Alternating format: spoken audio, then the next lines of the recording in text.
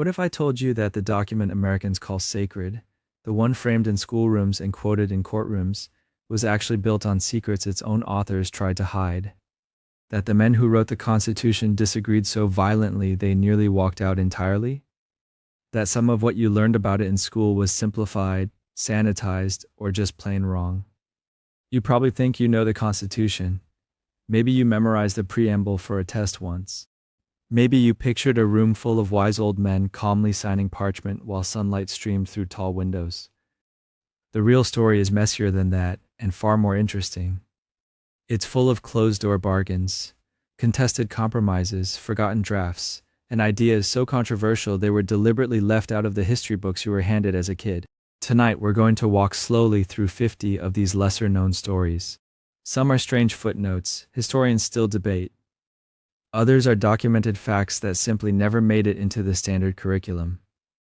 I'll be honest with you up front, a few of these touch on theories and interpretations that scholars still argue about, and I'll flag those as we go, because history, especially constitutional history, is rarely as tidy as a single sentence in a textbook. Before we start, if you're the kind of person who likes falling asleep to slow, thoughtful history, go ahead and hit subscribe. It helps this channel keep making these long, calm, deep dives, and it costs you nothing but a tap. Now, dim the lights if you haven't already, get comfortable, and let your mind settle in. There's no rush tonight.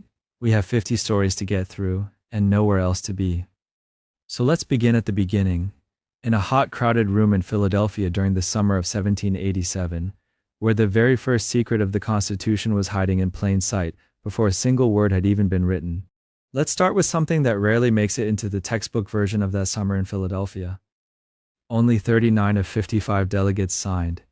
55 delegates showed up to the Constitutional Convention in 1787. That's the number everyone learns. What most people don't learn is that only 39 of them actually signed the final document. 16 delegates either walked out early or simply refused to put their name on it. Some left because they had other obligations back home. Others left because they were furious about what the Constitution had become. Edmund Randolph of Virginia helped draft the plan that started the whole convention, then refused to sign because he thought the final document gave too much power to the federal government. George Mason, one of the most vocal voices in the room, refused because there was no Bill of Rights protecting individual liberties. Elbridge Gerry of Massachusetts refused because he worried the new government would slide toward monarchy. These weren't minor objections from forgettable men. These were founding figures who looked at the document we now treat as sacred and said, no thanks.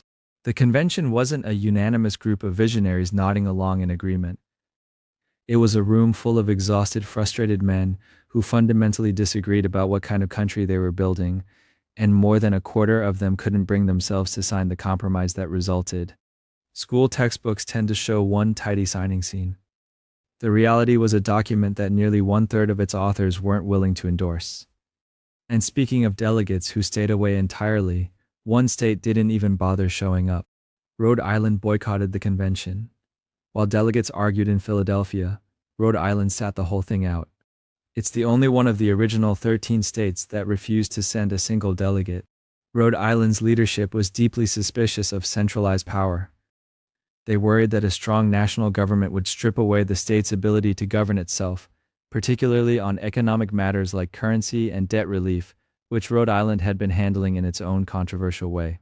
The state's paper money policies had already made it something of an outlier among its neighbors, and many Rhode Islanders saw the convention as an attempt by wealthier interests to undo those policies. So they simply didn't participate. The Constitution was drafted, debated, and signed without any input from an entire state. Rhode Island didn't ratify the Constitution until 1790, a full year after George Washington was already sworn in as president. They were the very last of the original 13 to join, and they only did so after Congress threatened to treat them as a foreign nation and cut off trade. It's a strange footnote to a founding story that's usually told as one united effort.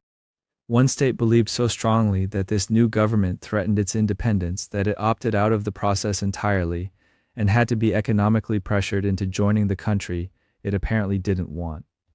And speaking of things that might surprise you about the document itself, here's a detail that trips people up constantly. The word democracy never appears. Go ahead and search the entire text of the Constitution for the word democracy. You won't find it. Not once. The framers deliberately chose the word republic instead, and for many of them, this wasn't just a vocabulary preference. Several delegates, including James Madison, were openly wary of direct democracy, worried that it could lead to mob rule or the tyranny of a temporary majority.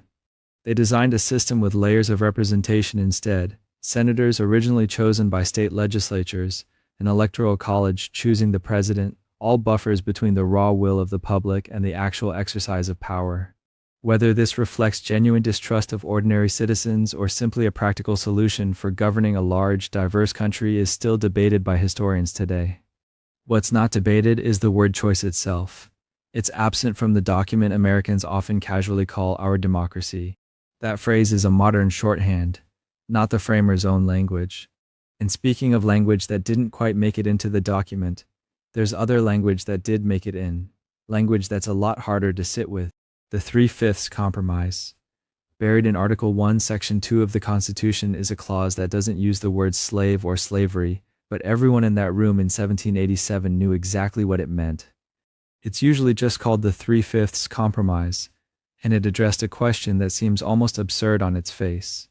When counting a state's population for the purposes of representation in Congress, how do you count enslaved people who have no rights, no votes, and no legal personhood? Northern delegates, representing states with fewer enslaved people, argued that if enslaved people weren't considered citizens with rights, they shouldn't be counted at all for representation purposes. Southern delegates, representing states with large enslaved populations, wanted them counted fully, because more population meant more seats in the House of Representatives, which meant more political power. The compromise that emerged was almost mathematical in its coldness. Enslaved individuals would be counted as 3/5 of a person, not for any purpose related to their humanity or their rights, but purely to calculate how much political power the states that enslaved them would receive. It's worth sitting with what that actually meant in practice. It gave Southern states significantly more seats in Congress and more votes in the Electoral College than they would have had if enslaved people weren't counted at all, while those same enslaved people had absolutely no say in who represented them or how that power was used. Historians still debate how to frame this clause. Some view it primarily as a practical compromise necessary to hold the fragile Union together at all, since without some agreement, the convention itself may have collapsed.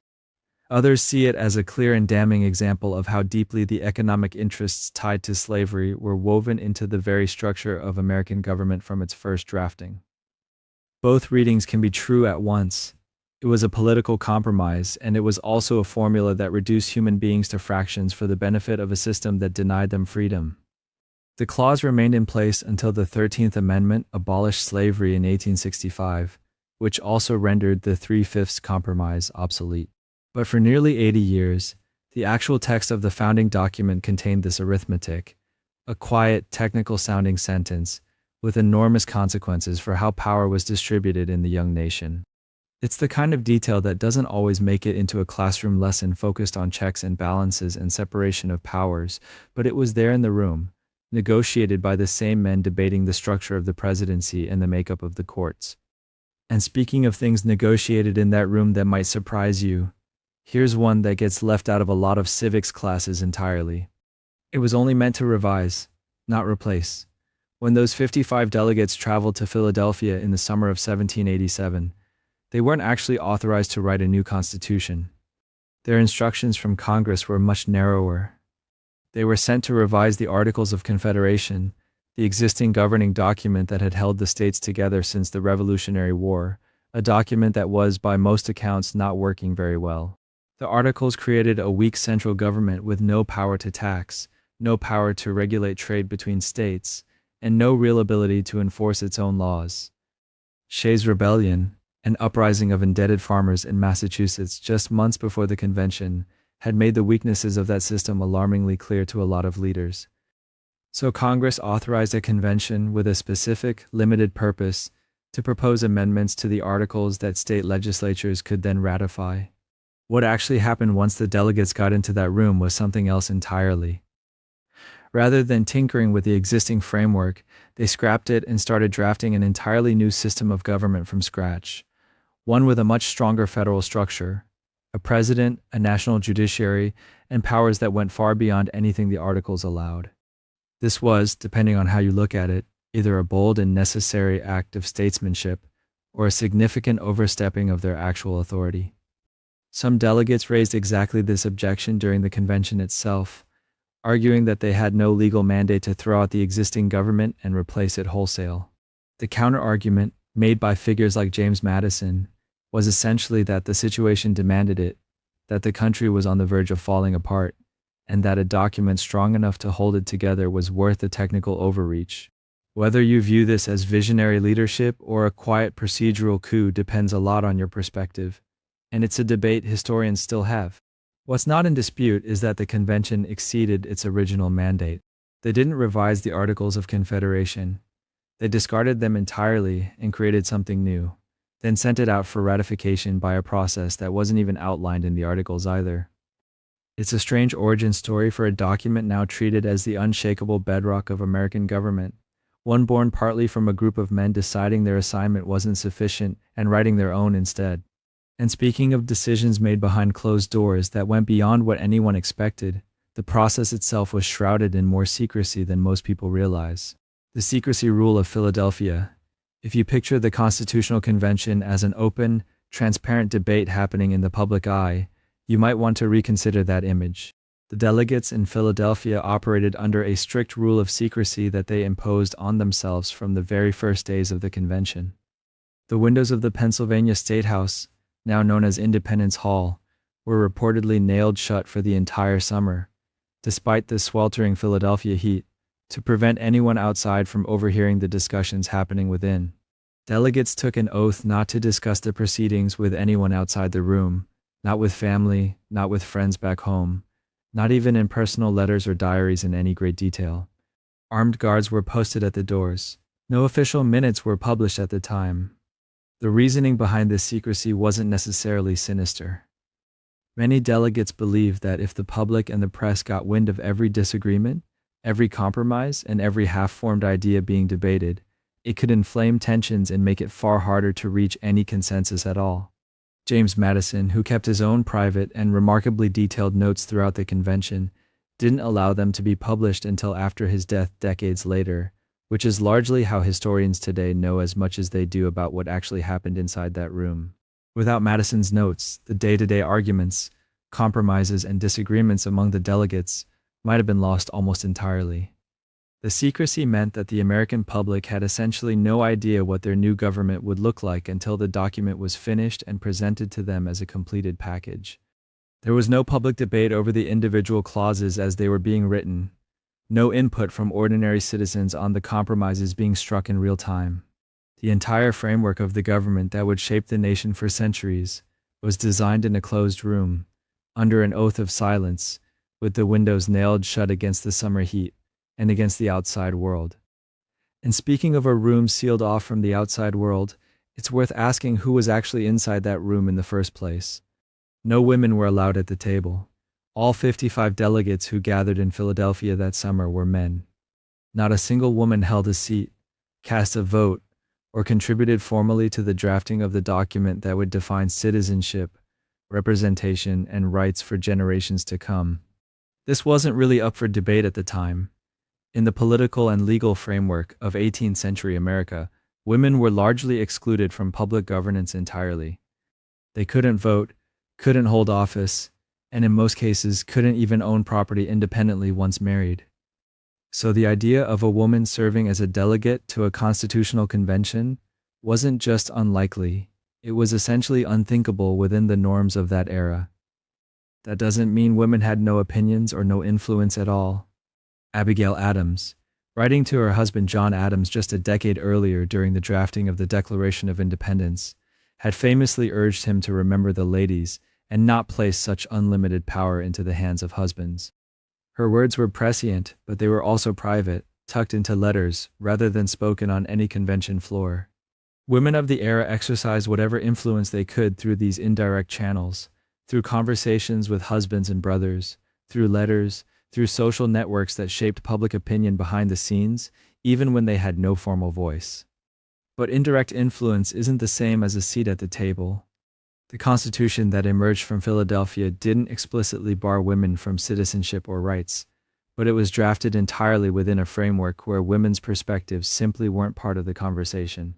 It would take well over a century, until the ratification of the 19th Amendment in 1920, for women to even secure the right to vote nationally, let alone hold the kind of political power that shapes founding documents.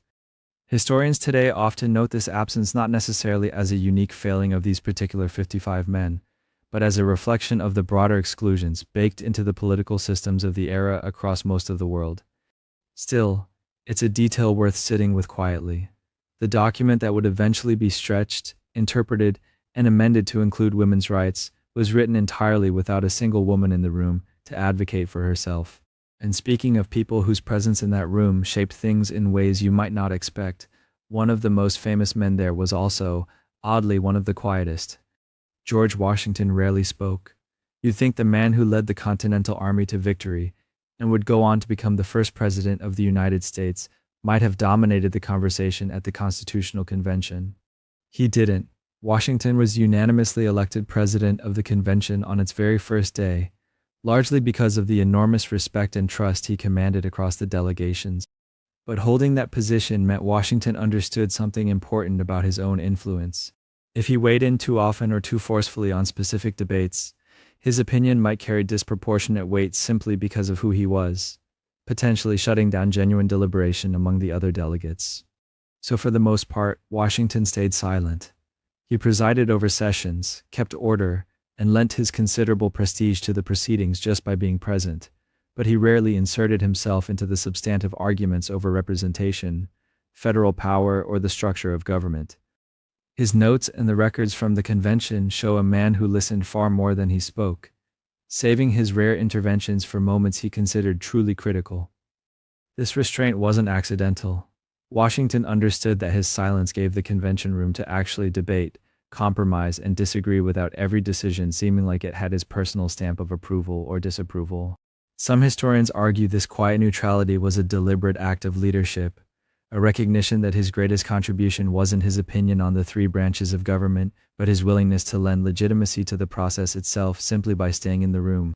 Others point out that his near constant presence, even in silence, likely shaped the tone of the proceedings, delegates behaving with more decorum and seriousness, knowing Washington was watching.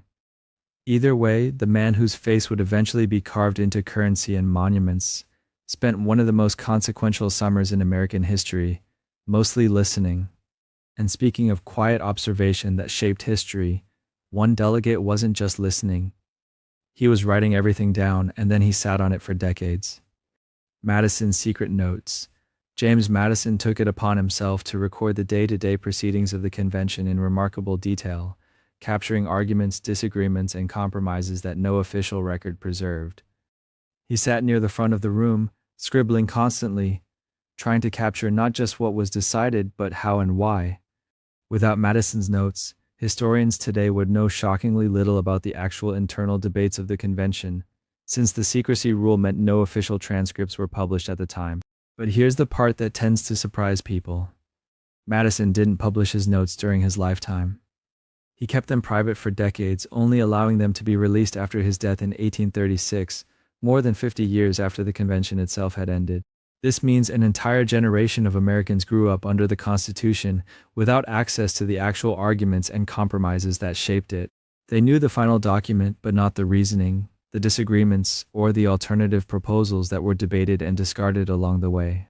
Some historians believe Madison delayed publication deliberately, wary of reopening old political wounds or offering ammunition to critics of the document, while key figures involved were still alive and politically active. Others see it as simply a reflection of how seriously the delegates took their oath of secrecy, an oath Madison apparently felt bound by long after the ink had dried. Whatever the reason, the delay means that for decades, Americans debated the meaning and intent of their Constitution almost entirely in the dark, relying on the text itself rather than the conversations that produced it.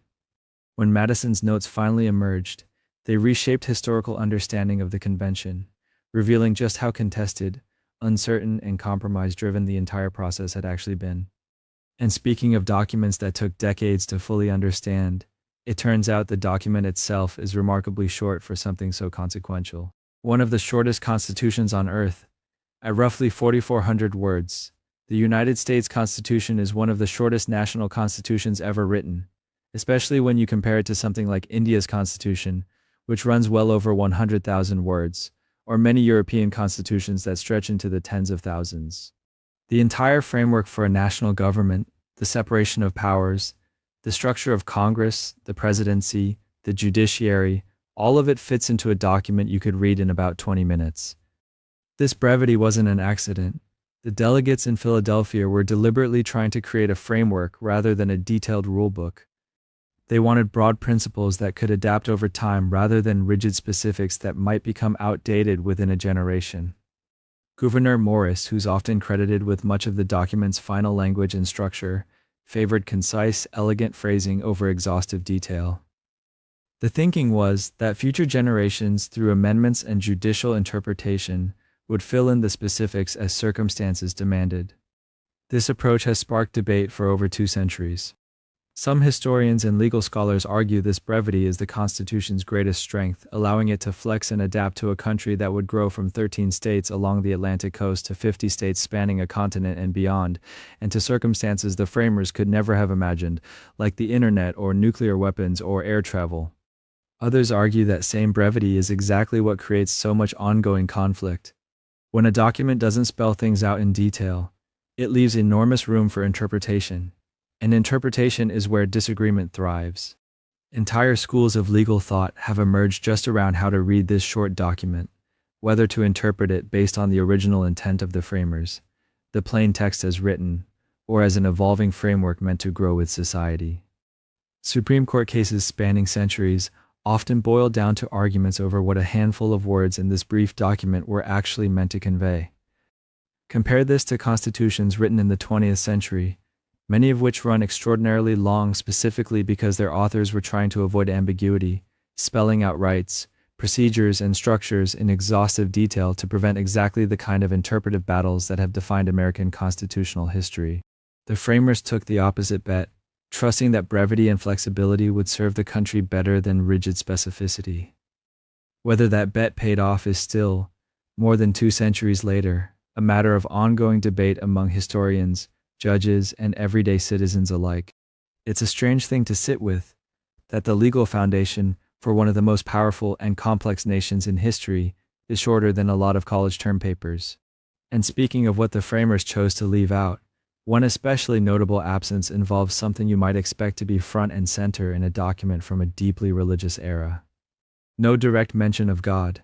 For all the discussions of faith and morality that surrounded the founding generation, the Constitution itself contains no direct invocation of God, no reference to a creator, and no explicitly religious language guiding its structure or purpose.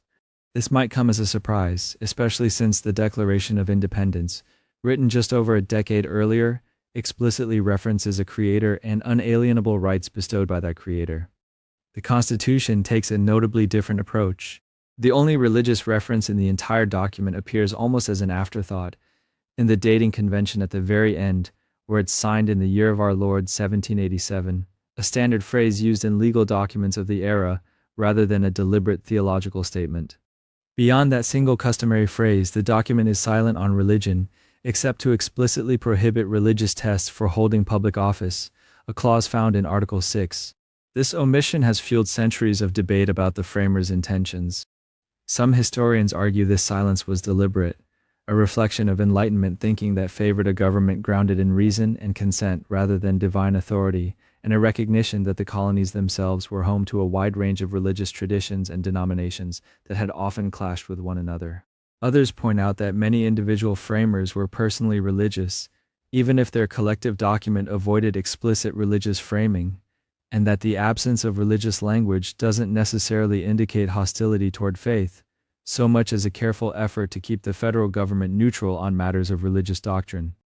This debate continues today, playing out in courtrooms and classrooms across the country, as people continue to disagree about how religious the founding generation truly was, and how that should shape the nation they built. And speaking of compromises baked quietly into the structure of government, One particular mechanism carries a history that's often left out of basic civics lessons: the Electoral College's hidden compromise.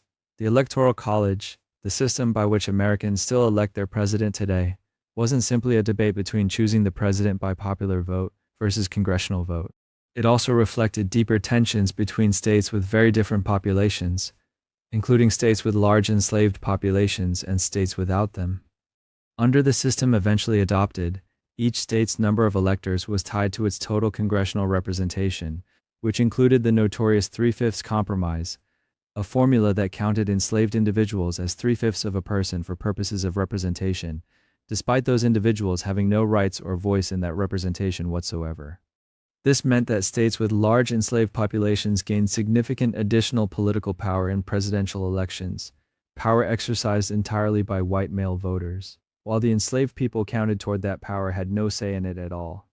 Historians continue to debate how central this dynamic was to the overall design of the Electoral College versus other motivations, like protecting smaller states from being overwhelmed by larger ones, or delegates' broader distrust of direct democracy at the national level. But the mathematical reality is difficult to dispute. The formula used to calculate electoral votes was directly tied to a system that inflated the political influence of states practicing slavery.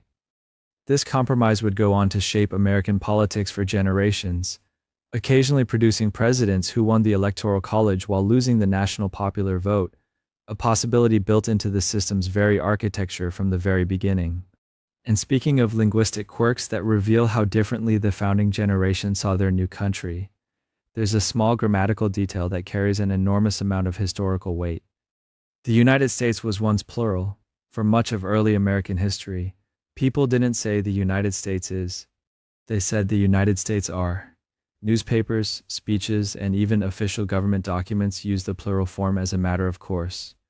Grammatically, this might seem like a trivial quirk, the kind of thing only linguists would care about, but it actually reflects something much deeper about how Americans understood their own nation in those early decades. The United States wasn't yet thought of as a single, unified entity in the way we think of it today.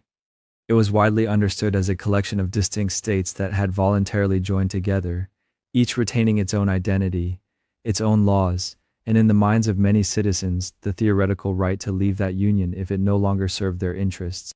Saying, "The United States are" was a linguistic reflection of that decentralized, state-centered worldview. This wasn't just casual phrasing either. Politicians debated the nature of the Union using this exact language, and the framing mattered because it touched on enormous constitutional questions, like whether states retained sovereignty within the Union or whether they had permanently subordinated themselves to a national government. It's a debate that historians often point to as one of the underlying tensions that eventually contributed to the Civil War. According to many linguists and historians, the shift from "are" to "is" happened gradually over the decades following that war. As the country emerged from a conflict that settled, at tremendous cost, the question of whether states could unilaterally leave the Union, the grammar of the nation began to shift too. The United States increasingly became something singular, indivisible, one country rather than a loose confederation of many. Some scholars caution against reading too much into this shift, noting that language evolves for all sorts of reasons, and that grammatical change doesn't always track perfectly with political change. But many historians still find it a striking coincidence, if it even is a coincidence, that the country's grammar solidified into the singular right around the same time its political identity did. It's a small detail, easy to miss, but it's a reminder that even the words we use without thinking can carry the fingerprints of enormous historical shifts. And speaking of moments when the fate of the entire constitutional project hung by a thread, the process of actually getting the document adopted was far from a sure thing. Ratification almost failed. After the delegates in Philadelphia finished drafting the Constitution in the summer of 1787, the document still had to be ratified by the states before it could take effect, and the framers built in a deliberately modest threshold, requiring only 9 of the 13 states to approve it. Even with that relatively low bar, ratification was far from guaranteed, and the process turned into one of the most contentious political battles of the era. Opponents of the Constitution, often called anti-federalists, raised serious concerns. They worried the new federal government would have too much power, that it would swallow up the authority of individual states, and that without explicit protections, the rights of ordinary citizens could be trampled by a distant, centralized authority. These weren't fringe objections. Prominent figures, respected thinkers, and entire state conventions took these concerns seriously, and in several states the vote to ratify was extremely close. Massachusetts, Virginia, and New York in particular saw fierce, drawn-out debates, with some conventions splitting by only a handful of votes. Virginia and New York were especially critical, since without their support, the new government would have lacked the political and economic weight needed to function credibly, even if the required 9 states had already ratified. Supporters of the Constitution, the Federalists, worked hard to address these concerns, most famously through a series of essays now known as the Federalist Papers, written to persuade skeptical audiences that the new system included enough checks and balances to prevent tyranny. In the end, the Constitution was ratified, but only after promises were made, compromises were struck, and in some states, ratification passed by margins so narrow that historians still describe the outcome as anything but inevitable. It's easy, looking back, to assume the Constitution's adoption was a foregone conclusion. The historical record suggests otherwise, and speaking of the promises made to secure those narrow victories, one particular commitment ended up shaping the document in ways that still define American rights today. The Bill of Rights was an afterthought. When the Constitution was first drafted, it didn't include a Bill of Rights at all.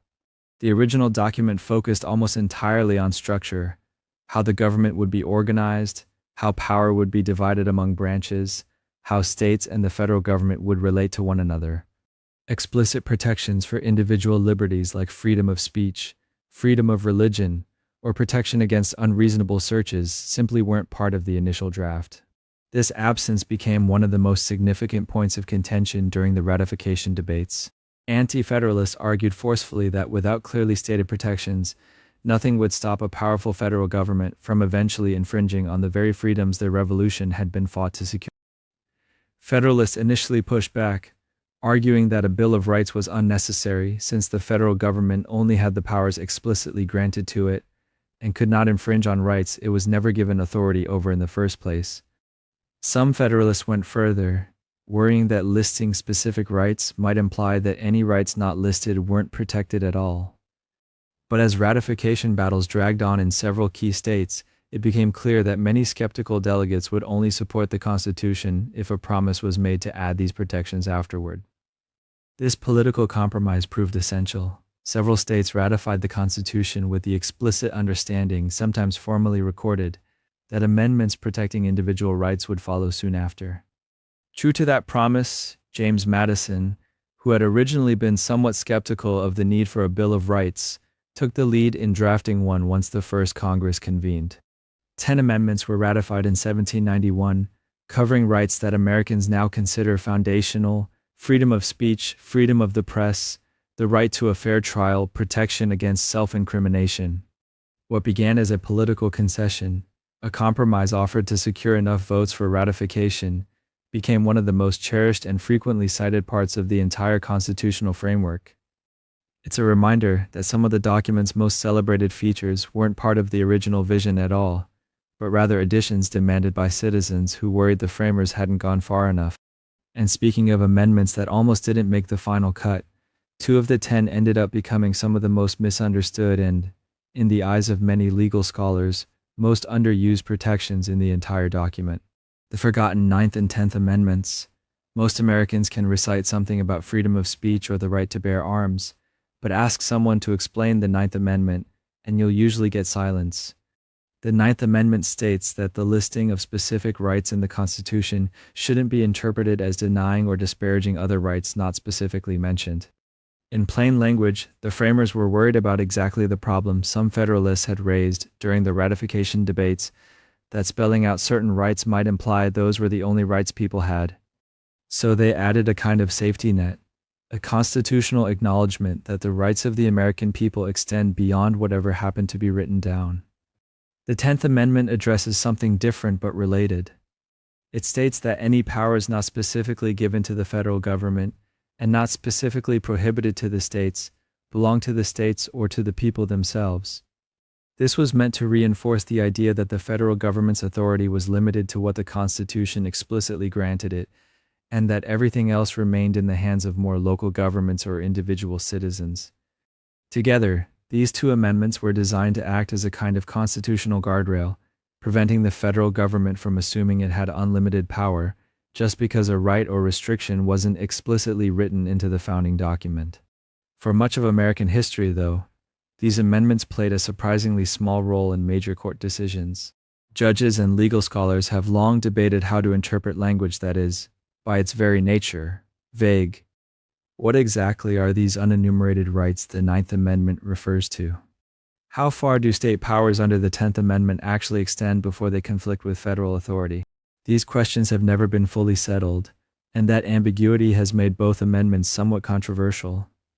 Some legal scholars argue they should be interpreted broadly, serving as a foundation for rights like privacy that aren't explicitly listed elsewhere. Others argue for a much narrower reading, cautious about courts inventing rights the framers never intended to protect. Whatever position one takes, it's worth remembering that these two amendments exist precisely because the framers understood their own limitations. They knew they couldn't possibly anticipate every right worth protecting or every situation future generations might face, so they left room, deliberately vague room, for interpretation and growth. And speaking of constitutional gaps the framers left open, deliberately or not, there's one especially notable absence that shaped nearly a century and a half of American political history. No original term limit for presidents. It might surprise people today, especially given how ingrained the two-term tradition feels, but the original Constitution placed no limit whatsoever on how many terms a president could serve. The framers debated the presidency extensively, worried about creating something resembling a monarchy, but in the end, they left term limits out of the document entirely. Instead, they relied on tradition, in the expectation that presidents would voluntarily step aside after a reasonable amount of time. George Washington set that precedent by stepping down after 2 terms, and for well over a century, most presidents followed his example out of respect for that unwritten norm rather than any legal requirement. That norm held, more or less, until Franklin Delano Roosevelt came along. Facing the Great Depression and then the Second World War, Roosevelt argued that the extraordinary circumstances of his presidency justified breaking with tradition. He ran for and won a 3rd term in 1940 and then a 4th in 1944, becoming the only president in American history to serve more than 2 terms. His decision was controversial even among his own supporters, and it reignited a debate the framers had left unresolved almost a century and a half earlier.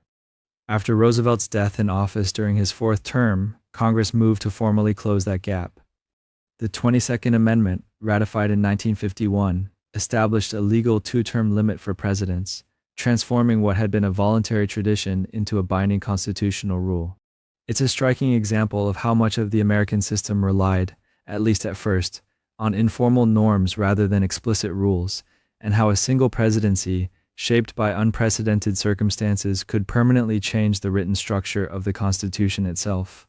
And speaking of gaps the framers left in the document, sometimes not by oversight but by deliberate and uncomfortable choice, there's one absence in the original Constitution that historians still discuss with a great deal of care.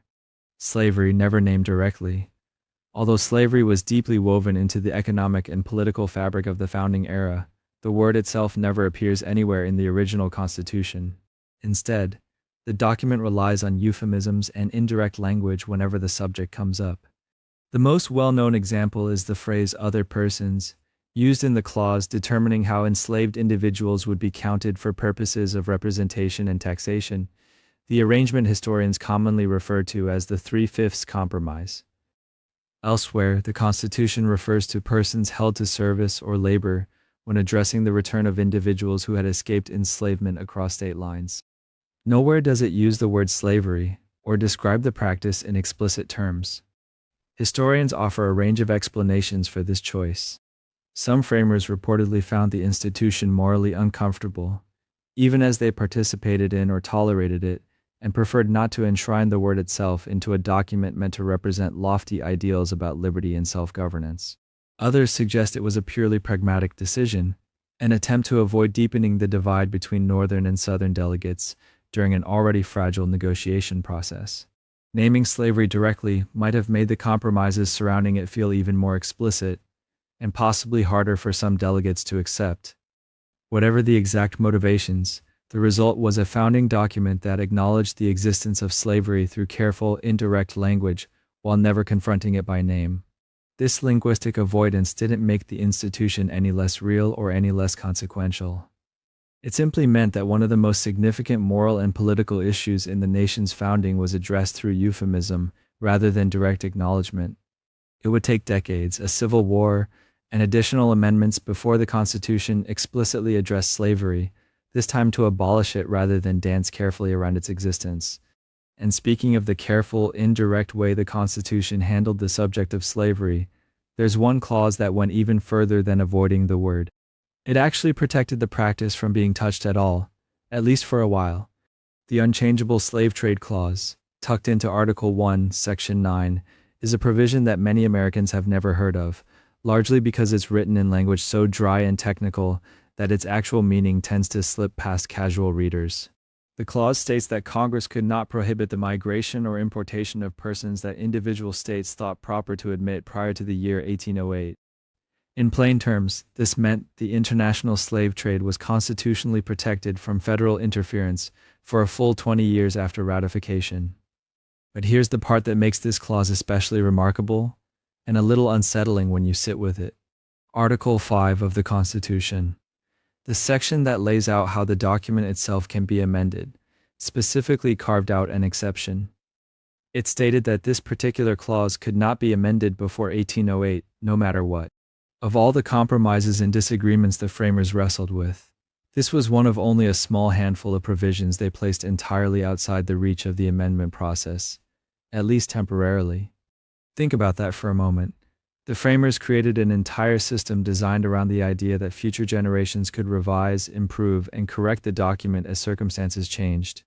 And yet, when it came to the transatlantic slave trade, they built in an explicit guarantee that no amendment, no matter how urgently future Americans might want one, could touch that clause until 2 decades had passed. Southern delegates, particularly from states like South Carolina and Georgia, had insisted on this protection as a condition of joining the Union at all. Without it, some historians argue, there may not have been a ratified constitution in the first place. Northern delegates, many of whom had reservations about the trade, went along with the compromise largely because they believed or hoped that the practice would fade on its own within a generation. It didn't fade quietly. When 1808 finally arrived, Congress did pass a law banning the importation of enslaved people, and President Thomas Jefferson signed it. But the domestic slave trade within the United States continued for decades afterward, essentially unaffected by that ban. The clause had done exactly what it was designed to do: protect the international trade for 20 years. No more, no less. It's a sobering reminder that the Constitution, for all its idealistic language about liberty and justice, was also a document built through hard, uncomfortable political bargaining that sometimes meant protecting practices that stood in direct contradiction to the very principles the founders claimed to hold. The framers knew this tension existed. Many of them wrote about it privately, expressing discomfort even as they signed their names to the compromise. But politics then, as now, often required setting aside principle in favor of practical necessity, at least for a time. And speaking of provisions the framers debated with unusual intensity, there was another question that consumed far more of their attention than you might expect, one that had nothing to do with slavery, but everything to do with trust. Why the president must be 35. When the framers gathered to design the executive branch, one of the more surprisingly contentious debates centered on a single question. How old should a person be before they're allowed to become president? It seems like a minor detail today, buried in Article 2 alongside citizenship requirements and residency rules. But at the time, this was a subject of genuine anxiety. Many of the framers had a deep, almost instinctive distrust of youth in positions of ultimate power. They worried that a younger president might lack the wisdom, restraint, or life experience necessary to navigate the immense responsibilities of the office. Remember, these were men shaped by classical education, steeped in the writings of ancient Rome and Greece, where the idea of age as a proxy for wisdom carried enormous cultural weight. Some delegates argued for an age requirement even higher than 35, pointing to the gravity of decisions a president might face, decisions involving war, foreign relations, and the survival of a fragile new nation. Others worried that setting the bar too high would exclude capable, talented individuals simply because they hadn't yet reached an arbitrary number. 35 became something of a middle ground, old enough in the framers' minds to suggest a reasonable degree of maturity and experience, but not so old that it would needlessly narrow the pool of eligible candidates. It's worth noting that 35 was actually younger than the minimum age some framers initially proposed. There were serious discussions about requiring presidents to be 40 or even older. In the end, practicality won out over caution.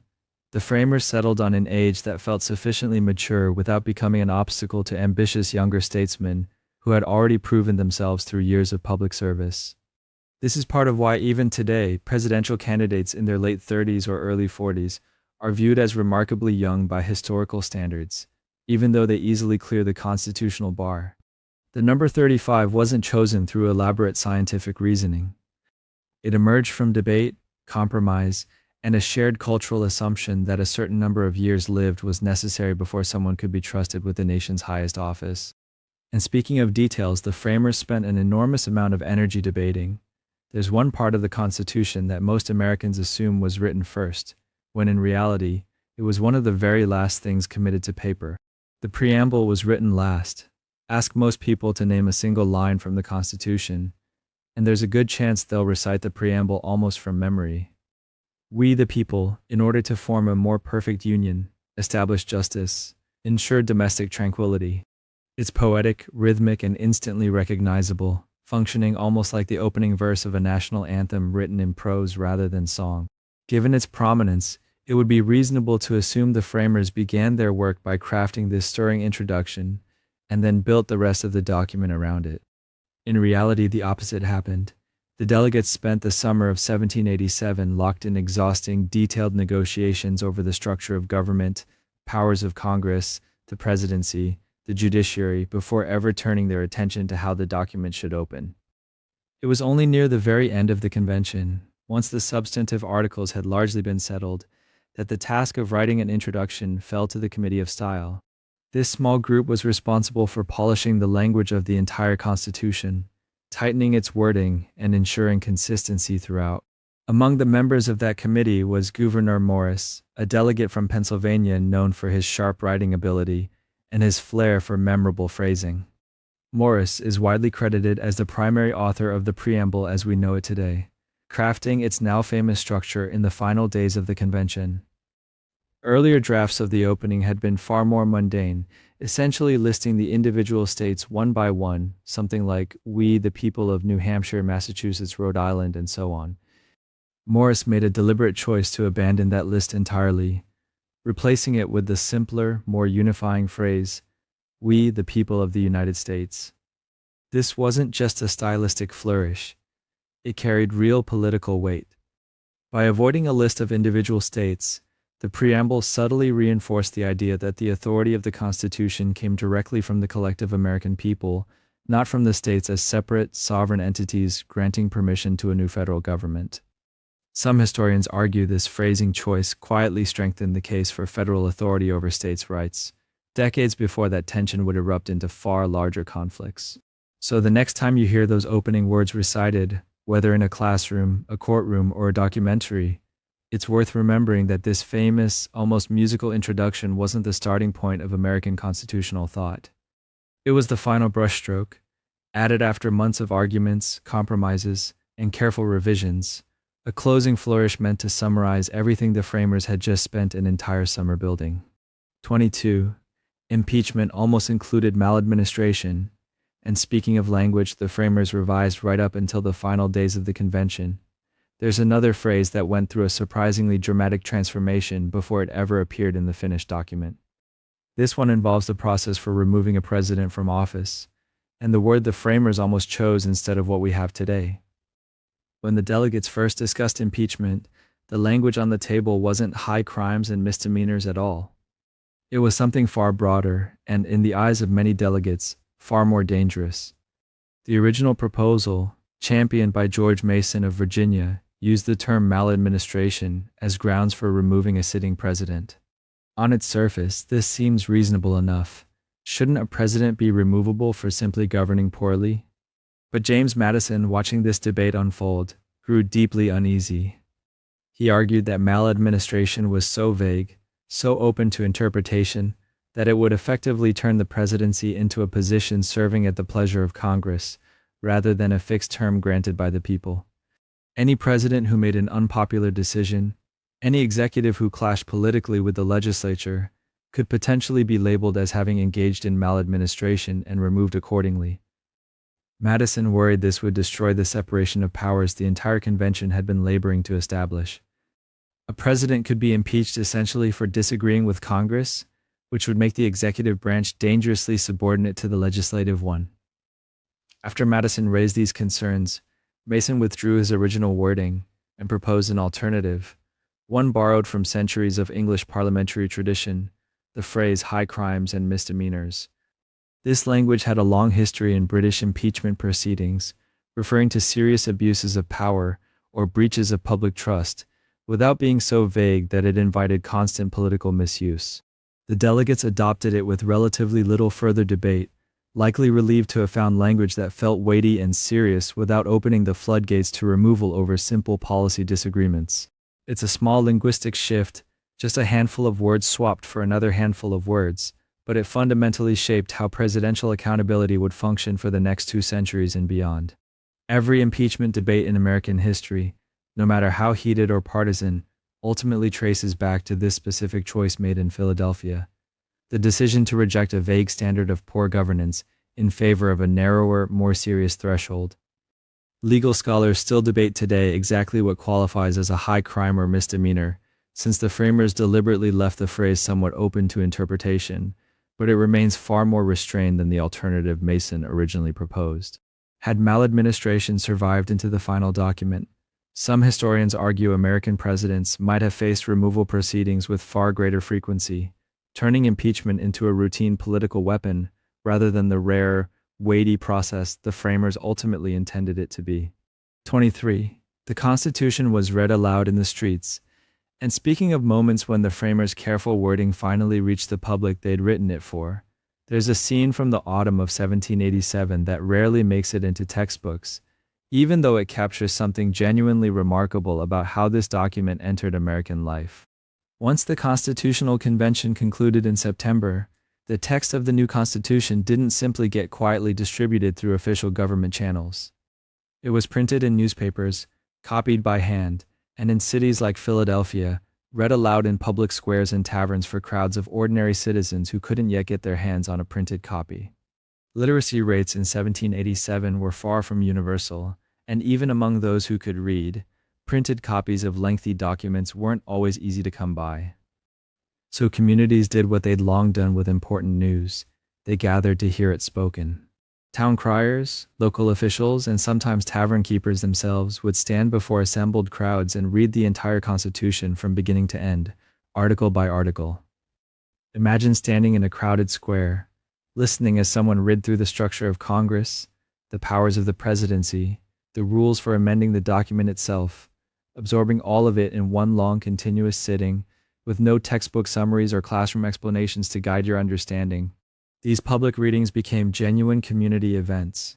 People debated what they heard right there on the spot, arguing about the meaning of specific clauses, voicing support or suspicion depending on their political leanings. Some worried the new federal government held too much power over the states. Others worried the states retained too much power to obstruct national unity. These debates, happening informally in streets and taverns, mirrored the same tensions playing out in the formal ratifying conventions each state was organizing. In many ways, this public reading tradition represented direct democracy in its rawest form, ordinary citizens engaging with a founding legal document not through secondhand summaries, but through the actual language the framers had chosen, heard aloud, argued over, and carried home in fragments of memory and hastily scribbled notes. It's a detail that adds some humanity to a process often remembered only through dry historical dates and formal convention votes, a reminder that the Constitution wasn't simply handed down from an elite gathering in Philadelphia. It was read, debated, and wrestled with by everyday Americans standing shoulder to shoulder in public spaces, trying to understand exactly what kind of nation they were being asked to accept. 24. Two delegates refused to sign, and speaking of everyday Americans debating the merits of this new government, it's worth remembering that not everyone inside the convention hall was convinced either, including two men who had spent the entire summer helping shape the document, only to withhold their signatures when the moment finally arrived. Of the 55 delegates who participated in the Constitutional Convention, only 39 ultimately signed the Finnish Constitution on September 17, 1787. Among those who refused were Elbridge Gerry of Massachusetts and George Mason of Virginia, two men whose objections, though different in emphasis, shared a common thread of concern about individual liberty. George Mason, the same delegate who'd earlier proposed the rejected maladministration standard for impeachment, held a deeper, more fundamental objection. He believed the Constitution lacked adequate protections for individual rights. Mason had authored Virginia's own Declaration of Rights years earlier, and he was deeply troubled that this new national framework contained no equivalent Bill of Rights safeguarding freedoms like speech, religion, and due process. He argued passionately that without such protections, the federal government could potentially become just as tyrannical as the monarchy the colonies had fought to escape. Elbridge Gerry's objections were somewhat broader, touching on concerns about the power granted to the federal government generally, and specific worries about how Congress might exercise authority over elections and standing armies. Both men left Philadelphia without signing, and their absence from that historic list of signatures wasn't merely symbolic. It became politically significant almost immediately. Their public objections helped fuel the broader anti-federalist movement, the coalition of voices across the states arguing against ratification without further safeguards. This pressure proved consequential. It's part of why James Madison, despite his own reservations about the necessity of a Bill of Rights, ultimately agreed to draft one shortly after the Constitution's ratification, precisely to address the concerns Mason and others had raised. Mason never fully reconciled with the final document, remaining critical of it until his death. Gerry, interestingly, went on to serve as the fifth Vice President of the United States, and his name lives on in a rather unrelated but memorable way, as the origin of the term gerrymandering, tied to a controversial redistricting map he signed as governor of Massachusetts years later. Two men, unwilling to add their names to history's most famous American document, ended up shaping its future anyway, simply by voicing dissent loud enough that the framers couldn't ignore it entirely. 25. Hamilton's surprisingly small drafting role, and speaking of delegates whose personal convictions shaped the document long after the convention ended, there's a curious irony surrounding the man most Americans associate with the Constitution's creation, even though his actual fingerprints on the final text are far lighter than popular memory suggests. Alexander Hamilton attended the Constitutional Convention as a delegate from New York, but his influence over the drafting process itself was surprisingly limited. Part of this stemmed from simple arithmetic.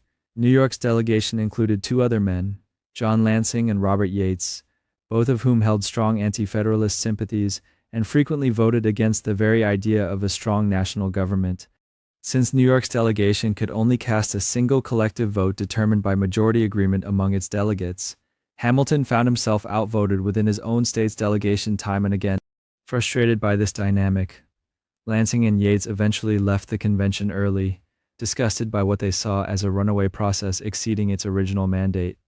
Their departure left New York without enough delegates to cast an official vote at all, which meant Hamilton, despite remaining committed to the process, technically represented a state that could no longer participate in convention decisions. He stayed anyway, attending sessions, listening to debates, occasionally offering his own sweeping vision for a powerful centralized government, a vision so bold that some delegates privately considered it closer to a constitutional monarchy than a republic. His speeches proposed a president serving for life and a Senate appointed rather than elected, ideas far outside what the other delegates were willing to entertain. Because of this, Hamilton's direct influence over the specific clauses and compromises that shaped the final Constitution remained relatively minor compared to figures like Madison, Wilson, or Gouverneur Morris, who did much of the actual language crafting. Yet history remembers Hamilton as practically synonymous with the founding document, largely because of what came after the convention rather than during it. His true legacy rests in the extraordinary defense he mounted for ratification once the Constitution was finished, a defense so influential it would ensure his name remained linked to the founding forever. The gap between what Hamilton contributed at the drafting table and what he accomplished afterward in convincing the public to accept that draft is one of the more overlooked contrasts in the story of 1787, a reminder that shaping a document and shaping its acceptance are sometimes two entirely different achievements carried out by the same restless, ambitious mind. 26. The Federalist Papers were anonymous, and speaking of that extraordinary defense Hamilton mounted after the convention closed its doors, it's worth remembering that the persuasive campaign responsible for convincing skeptical Americans to accept this new government wasn't published under any recognizable names at all. Between October 1787 and August 1788, a series of 85 essays appeared in New York newspapers, arguing forcefully in favor of ratification.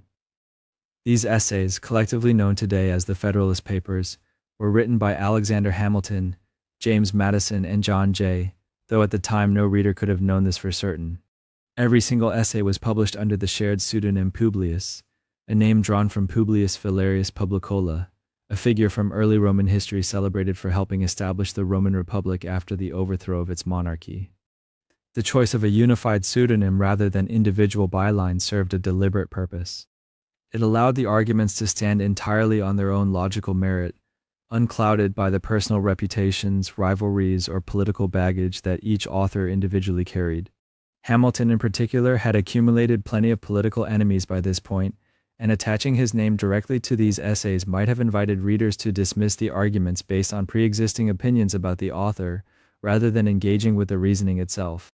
The three writers divided the work among themselves, with Hamilton authoring the majority of the essays, Madison contributing a substantial portion including some of the most philosophically significant entries, and Jay writing considerably fewer due to a lingering illness that limited his participation. For years afterward, exact authorship of certain individual essays remained genuinely disputed, since Hamilton and Madison both claimed credit for a handful of the same numbers later in life, apparently misremembering or perhaps quietly disagreeing about who had written what during the original rush of production. Scholars eventually used statistical analysis of writing patterns and word choice to settle most of these disputes with reasonable confidence. What's remarkable is that these anonymously published newspaper essays, originally intended simply to sway New York voters ahead of their state's ratifying convention, eventually became one of the most cited sources for understanding the framers' original intentions behind the Constitution's various clauses.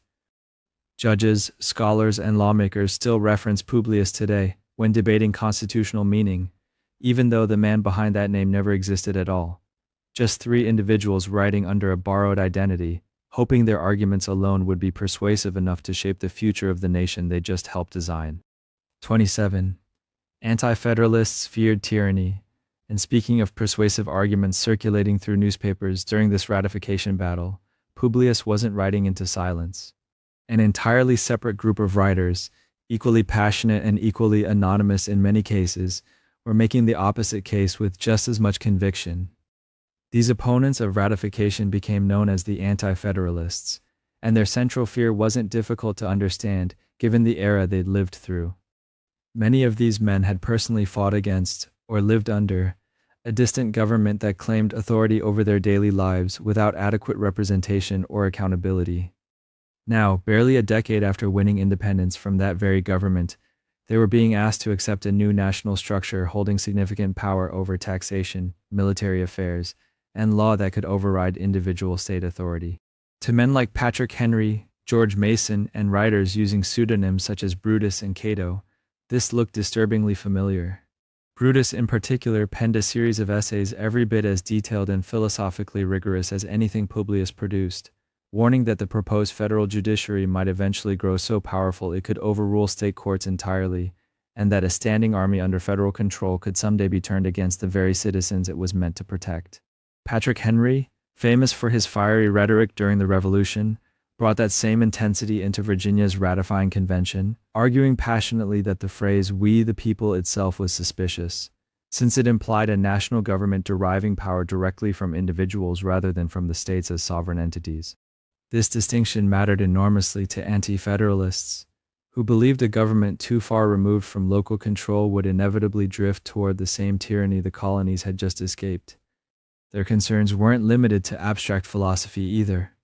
They pointed specifically to the absence of a Bill of Rights as proof that individual liberties hadn't been adequately protected, a criticism so widespread and persistent that it directly influenced Madison's eventual decision to draft the first 10 amendments shortly after ratification succeeded. In many ways, the Anti-Federalists lost the immediate battle over ratification, but their persistent warnings left a permanent mark on the Constitution's structure anyway, embedded forever in the very amendments guaranteeing freedom of speech, protection against unreasonable searches, and the right to a fair trial. Their fear of concentrated power, dismissed by some at the time as excessive suspicion, became one of the most enduring safeguards written into American law, a quiet reminder that sometimes the loudest objections to a new system end up shaping its safest features. 28. Congress can regulate federal elections. And speaking of safeguards that emerged from compromise rather than universal agreement, there's a clause tucked into Article 1 that grants Congress a power many Americans don't realize exists, one that quietly shapes how federal elections actually happen across all 50 states. The Elections Clause states that while each state legislature gets to determine the times, places, and manner of holding elections for senators and representatives, Congress retains the authority to make or alter those regulations whenever it chooses, except for the specific matter of where senators are chosen. This might sound like a minor administrative detail, but it represents a genuine tension the framers wrestled with during the convention. Some delegates worried that if states controlled every aspect of federal elections without any check from the national government, a state could theoretically manipulate the process in ways that undermined the entire system, perhaps by refusing to hold elections at all, or by drawing districts so unfairly that federal representation became meaningless. Other delegates, particularly those from smaller states already anxious about losing autonomy to a stronger central government, saw this clause as a potential threat, a lever Congress might pull to interfere with state affairs whenever it found local election laws inconvenient. The compromise that emerged gave states the first word, but not necessarily the last one. Over the centuries, this clause has surfaced in some genuinely consequential moments. During Reconstruction, Congress used this authority to pass laws protecting the voting rights of newly freed citizens in the South, overriding state efforts to restrict ballot access.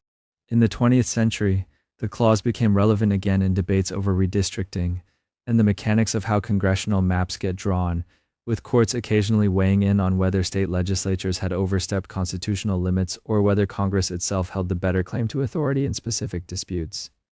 Legal scholars still debate the outer boundaries of this power today, particularly regarding how much Congress could theoretically do if it wanted to standardize voting procedures nationwide, a question that resurfaces periodically whenever election reform becomes a topic of public conversation.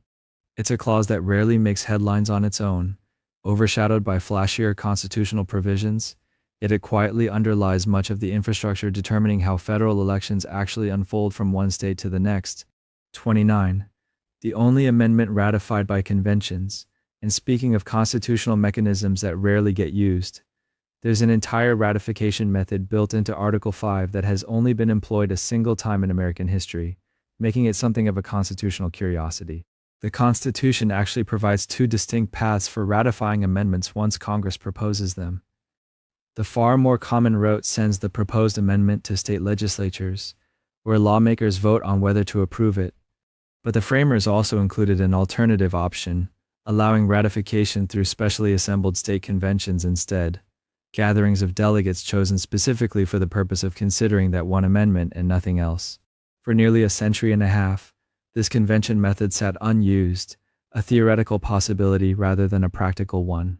Then came the 21st Amendment in 1933, the amendment that repealed prohibition and brought an end to the nationwide ban on alcohol established just over a decade earlier by the 18th Amendment. Congress made a deliberate choice to send this particular amendment through state conventions, rather than through the usual legislative route, and historians generally point to a fairly practical reason behind that decision. Many state legislatures at the time still had lawmakers who had built political careers around supporting prohibition, and there was real concern that these legislatures might drag their feet or refuse to ratify repeal even if public opinion had clearly shifted. Special conventions, composed of delegates elected specifically because voters wanted prohibition gone, offered a more direct route past that potential legislative resistance. The strategy worked remarkably quickly. States rushed to hold their conventions, and ratification was completed within less than a year, a pace that stood in sharp contrast to how slowly some other amendments have moved through the traditional legislative process. Since that moment in 1933, no other amendment has used this convention method again, leaving the 21st as a singular example of a constitutional pathway that exists on paper but has essentially only been tested once. It remains available for future amendments, a quiet reminder that the framers built flexibility into the amendment process itself, anticipating that circumstances might someday call for something other than the usual legislative route. 30. Amendments are rare, and speaking of how infrequently these alternative paths get used, it's worth pausing to appreciate just how rare successful constitutional amendments have been across the entire span of American history. Since the Constitution was ratified back in 1788, only 27 amendments have ever been added, a remarkably small number when you consider that thousands of amendments have actually been proposed in Congress over the years. Some estimates place the total number of proposed amendments introduced since the founding at well over 11,000, meaning the overwhelming majority never made it anywhere close to ratification. Part of this scarcity comes down to how deliberately difficult the framers made the amendment process itself.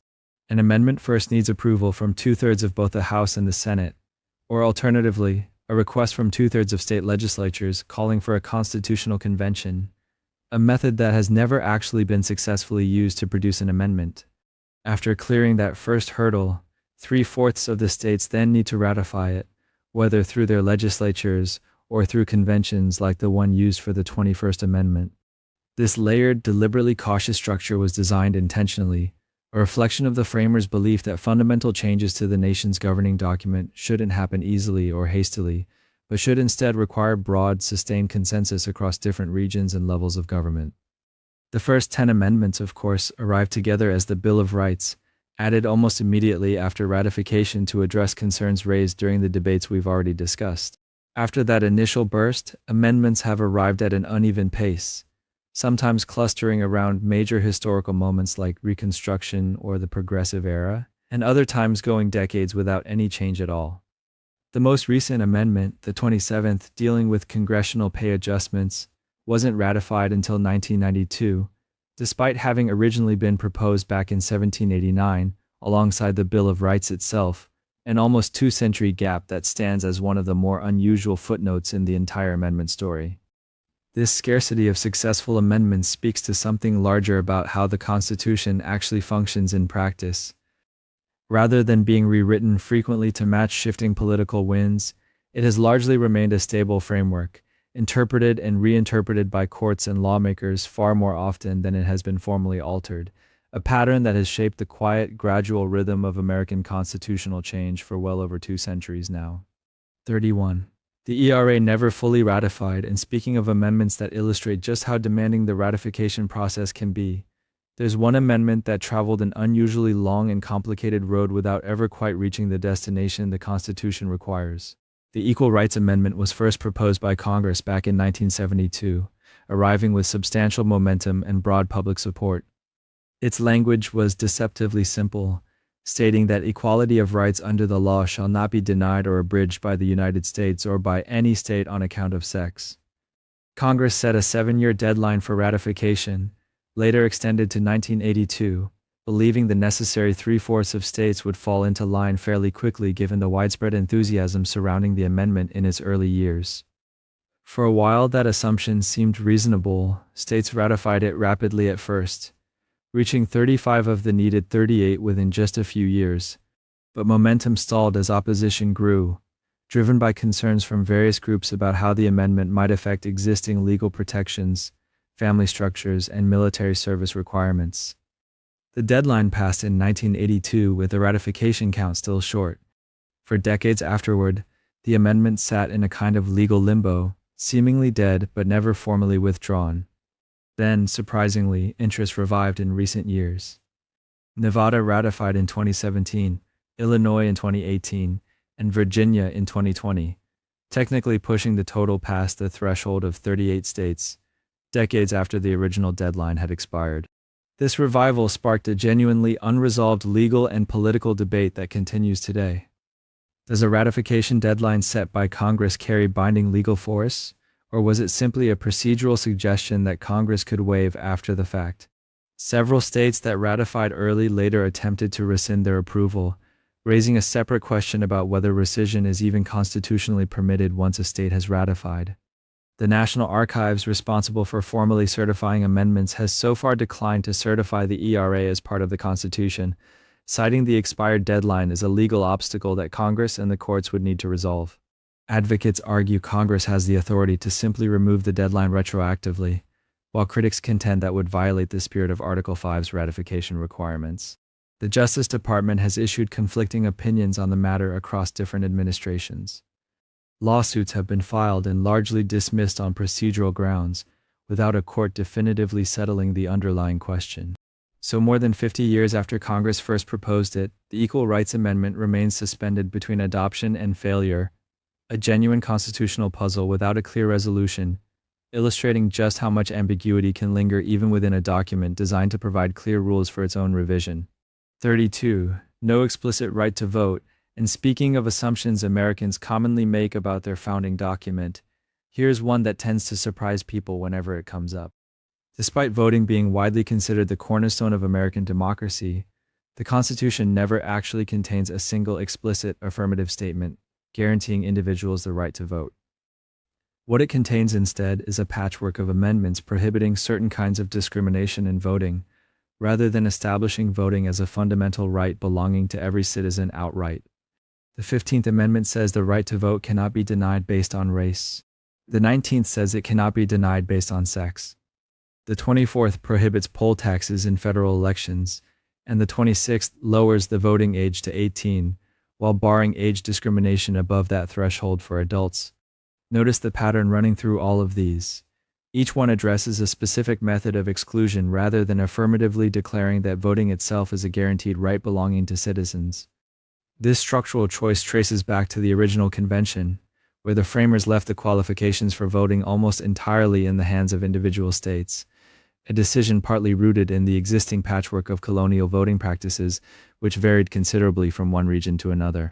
Some framers assumed states were simply better positioned to manage the practical details of elections, while others were wary of a strong federal government dictating voting standards during an era when property requirements, religious tests, and other restrictions were still common across many states. Legal scholars have long debated the practical consequences of this omission. Because there's no unified constitutional right to vote functioning as a single legal anchor, voting rights protections have developed instead through a gradual accumulation of separate amendments and statutes, including landmark legislation like the Voting Rights Act of 1965. Some scholars argue this fragmented structure has left voting rights more vulnerable to erosion over time, since protections exist as a patchwork rather than a singular ironclad guarantee. Others counter that the amendment process has proven capable of adapting the Constitution as needed, gradually closing loopholes as they emerge throughout history. Either way, it remains a fact that often catches people off guard. The document most associated with American democratic ideals never quite got around to explicitly stating that citizens have a right to cast a ballot. 33. Judicial review isn't written in and speaking of powers that shape American government despite never appearing directly in the text itself. Perhaps the most significant example of all is the Supreme Court's authority to declare laws unconstitutional, a power so central to how the American system functions that many assume it must be spelled out somewhere in Article 3. It isn't. The Constitution establishes the judicial branch, describes the Supreme Court's jurisdiction in general terms, and leaves the rest largely unaddressed. The power of judicial review, the ability of courts to strike down laws or executive actions that conflict with the Constitution, emerged instead from a landmark court case rather than from the constitutional text itself. That case was Marbury versus Madison, decided in 1803, arising from a fairly minor political dispute involving a stalled judicial appointment during the transition between the Adams and Jefferson administrations. Chief Justice John Marshall, writing for the court, used the case as an opportunity to establish something far more consequential than the appointment dispute at its center. Marshall reasoned that since the Constitution is the supreme law of the land, any law conflicting with it must be void, and it necessarily falls to the judiciary to determine when that conflict exists.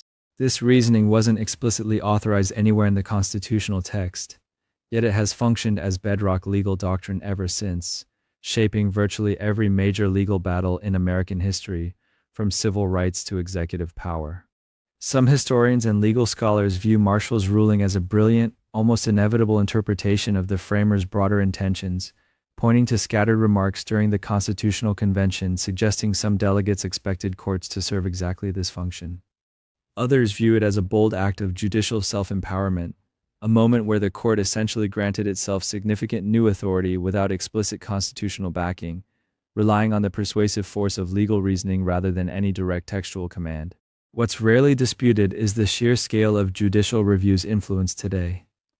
It underlies the court's ability to overturn state laws, presidential actions, and acts of Congress alike, forming the backbone of how constitutional disputes get resolved. Yet it remains, at its origin, an interpretation rather than an explicit grant of power, a doctrine built through precedent rather than through the plain language the framers actually wrote down, a quiet reminder that some of the most consequential features of American government emerged gradually through practice rather than through the original text itself. 34. Senators weren't always elected by the people, and speaking of powers that developed gradually, rather than appearing fully formed in the original text, here's a structural change that fundamentally altered how Americans relate to one half of Congress, and yet it's rarely discussed outside of civics classrooms. For well over a century, ordinary citizens had no direct say whatsoever in choosing their United States senators. The original Constitution, in Article 1, Section 3, specified that senators would be chosen by the state legislatures, not by popular vote. This was a deliberate design choice, reflecting the framers' broader vision of the Senate as a check not just on the House of Representatives, but on democracy itself, at least in its rawer, more direct forms. The House was meant to represent the people directly, elected every 2 years and responsive to shifting public sentiment.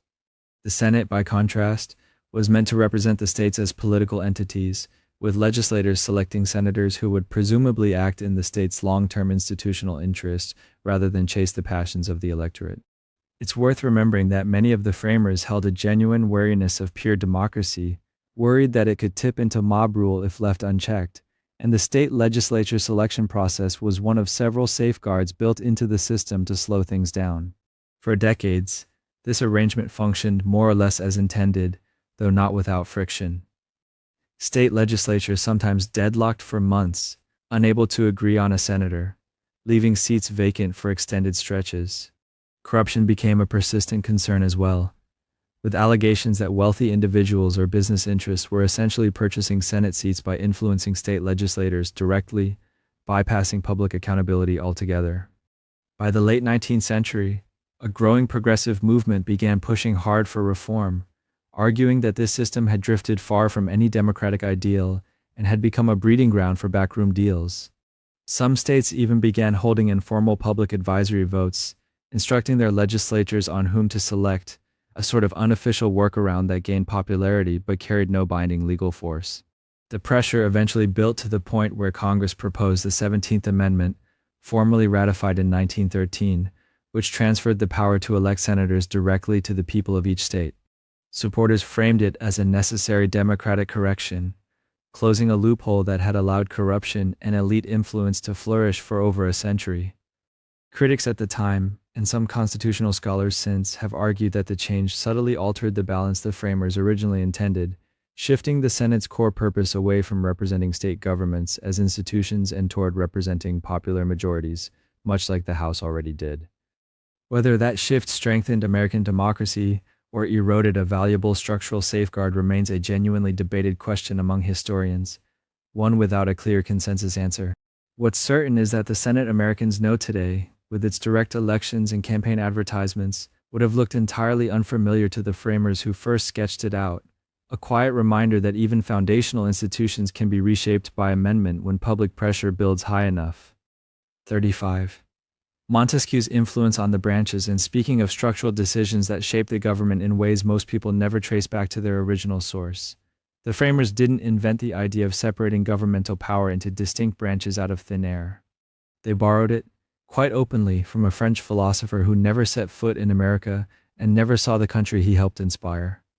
His name was Charles Louis de Secondat, better known by his title, Montesquieu, and his 18th century work, The Spirit of the Laws, became something close to required reading among the delegates gathered in Philadelphia.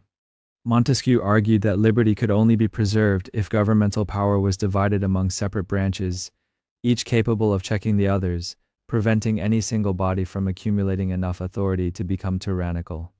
He identified three general categories of power: legislative, executive, and judicial, and warned that combining them within the same hands, whether that meant one person or one small group, inevitably led toward abuse. This idea resonated deeply with men who had just fought a revolution against a monarch they viewed as having consolidated far too much unchecked authority. References to Montesquieu appear repeatedly throughout the Federalist Papers, particularly in Madison's writings, where he cites the philosopher directly while explaining the logic behind separating Congress, the presidency, and the courts into distinct, semi-independent institutions. It's worth noting that Montesquieu himself was partly inspired by his own, somewhat idealized understanding of the British constitutional system, which he believed, not entirely accurately, already embodied a clean separation of powers. So in a strange twist, the American system of checks and balances traces back to a French philosopher's admiring, if imperfect, interpretation of British governance, filtered through American revolutionaries determined to avoid recreating the very monarchy they had just overthrown. The framers didn't copy Montesquieu's ideas wholesale, of course. They adapted and layered in checks of their own devising, like the presidential veto, judicial review that would emerge later, and Senate confirmation of appointments, creating a more intricate web of mutual restraint than Montesquieu had originally outlined. Some historians argue this makes the American system a genuinely original innovation built on borrowed philosophical scaffolding, while others suggest the framers leaned so heavily on Montesquieu's framework that calling the three-branch system a purely American invention slightly overstates their originality. Either way, it's a quiet but fascinating thread connecting a French Enlightenment thinker to the day-to-day functioning of Congress, the presidency, and the federal courts, a reminder that even the most distinctly American institutions often have roots reaching back across the Atlantic, into libraries and salons far removed from Philadelphia's summer heat in 1787. 36. The necessary and proper clause controversy, and speaking of constitutional provisions that have sparked far more disagreement than their brief wording might suggest, few phrases have generated as much sustained legal and political controversy as the closing clause of Article 1, Section 8. After listing Congress's specific enumerated powers, the Constitution adds that Congress shall also have the power to make all laws, which shall be necessary and proper for carrying those powers into execution. On its surface, this seems like a fairly modest, almost administrative statement, simply allowing Congress the practical tools needed to implement its other listed responsibilities. In practice, this clause, often called the necessary and proper clause, or sometimes the elastic clause because of how flexibly it has been interpreted, has become one of the primary battlegrounds over the size and scope of federal power throughout American history. The controversy essentially boils down to a single, deceptively simple question. How broadly should the words necessary and proper be interpreted? The debate emerged almost immediately after ratification, most famously in the early disagreement between Alexander Hamilton and Thomas Jefferson over the creation of a national bank, an institution nowhere explicitly authorized in the Constitution's enumerated powers. Hamilton argued the clause implied Congress could create institutions reasonably related to its listed powers, even if not explicitly mentioned. Jefferson countered that necessary should be read narrowly, meaning something closer to absolutely essential, not merely convenient or helpful. This tension came to a head legally in 1819, when the Supreme Court under Chief Justice John Marshall ruled in McCulloch v. Maryland that Congress did have implied powers under this clause, adopting a broad interpretation that gave the federal government considerably more flexibility than a strict reading of the enumerated powers alone would suggest. Marshall's reasoning established that as long as the goal itself was constitutional, Congress had considerable latitude in choosing the means to achieve it. This ruling set a precedent that would echo through nearly every major expansion of federal authority in the centuries that followed, from New Deal-era economic programs to modern regulatory agencies, each often justified in part through the same elastic interpretation. Critics of this broad reading have long argued it effectively erases the careful boundaries the framers tried to establish through their enumerated powers list, allowing Congress to justify almost any action by loosely connecting it to some broader constitutional goal. Supporters counter that a rigid, narrow interpretation would have left the federal government paralyzed, unable to adapt to challenges the framers never could have specifically anticipated, from national infrastructure to economic regulation. This debate hasn't faded with time. It resurfaces in nearly every major Supreme Court case involving the scope of federal authority, with justices and legal scholars still disagreeing over exactly how far necessary and proper should reasonably stretch, proving that sometimes the shortest clauses in the Constitution carry the heaviest and most enduring disagreements. 37. The founders didn't plan for political parties, and speaking of constitutional provisions that left room for interpretation, here's something the framers never wrote a single word about, despite it becoming one of the most defining features of American political life. Nowhere in the Constitution will you find the word party, faction, or anything resembling a blueprint for organized political competition. In fact, many of the framers actively feared the rise of factions, viewing them as a genuine threat to the stability of the new republic. George Washington devoted a substantial portion of his farewell address to warning citizens against the dangers of political parties, describing them as a potential source of foreign influence, domestic manipulation, and division that could tear the fragile Union apart before it had a chance to mature. James Madison expressed similar concerns in Federalist No. 10, though his solution wasn't to ban factions outright, since he considered that both impractical and contrary to liberty itself, but rather to design a government large and diverse enough that no single faction could easily dominate the whole. It's a bit ironic, then, that within just a few years of the Constitution's ratification, political parties emerged anyway, seemingly inevitable once real disagreements arose over how the new government should actually function. The rift between Alexander Hamilton and Thomas Jefferson over federal power, economic policy, and the proper interpretation of the Constitution itself gave rise to the Federalists and the Democratic Republicans, two organized camps that behaved very much like the factions Washington had warned against. By the election of 1800, the party system was fully operational, complete with campaign strategies, partisan newspapers, and coordinated efforts to secure votes in the Electoral College. The Constitution's silence on parties created some genuinely awkward gaps in the system. The original method for electing presidents and vice presidents, for instance, didn't anticipate candidates running as a coordinated ticket, which led to the chaotic election of 1800, when Jefferson and his own running mate Aaron Burr ended up tied in electoral votes, throwing the decision into the House of Representatives and requiring 36 separate ballots to resolve.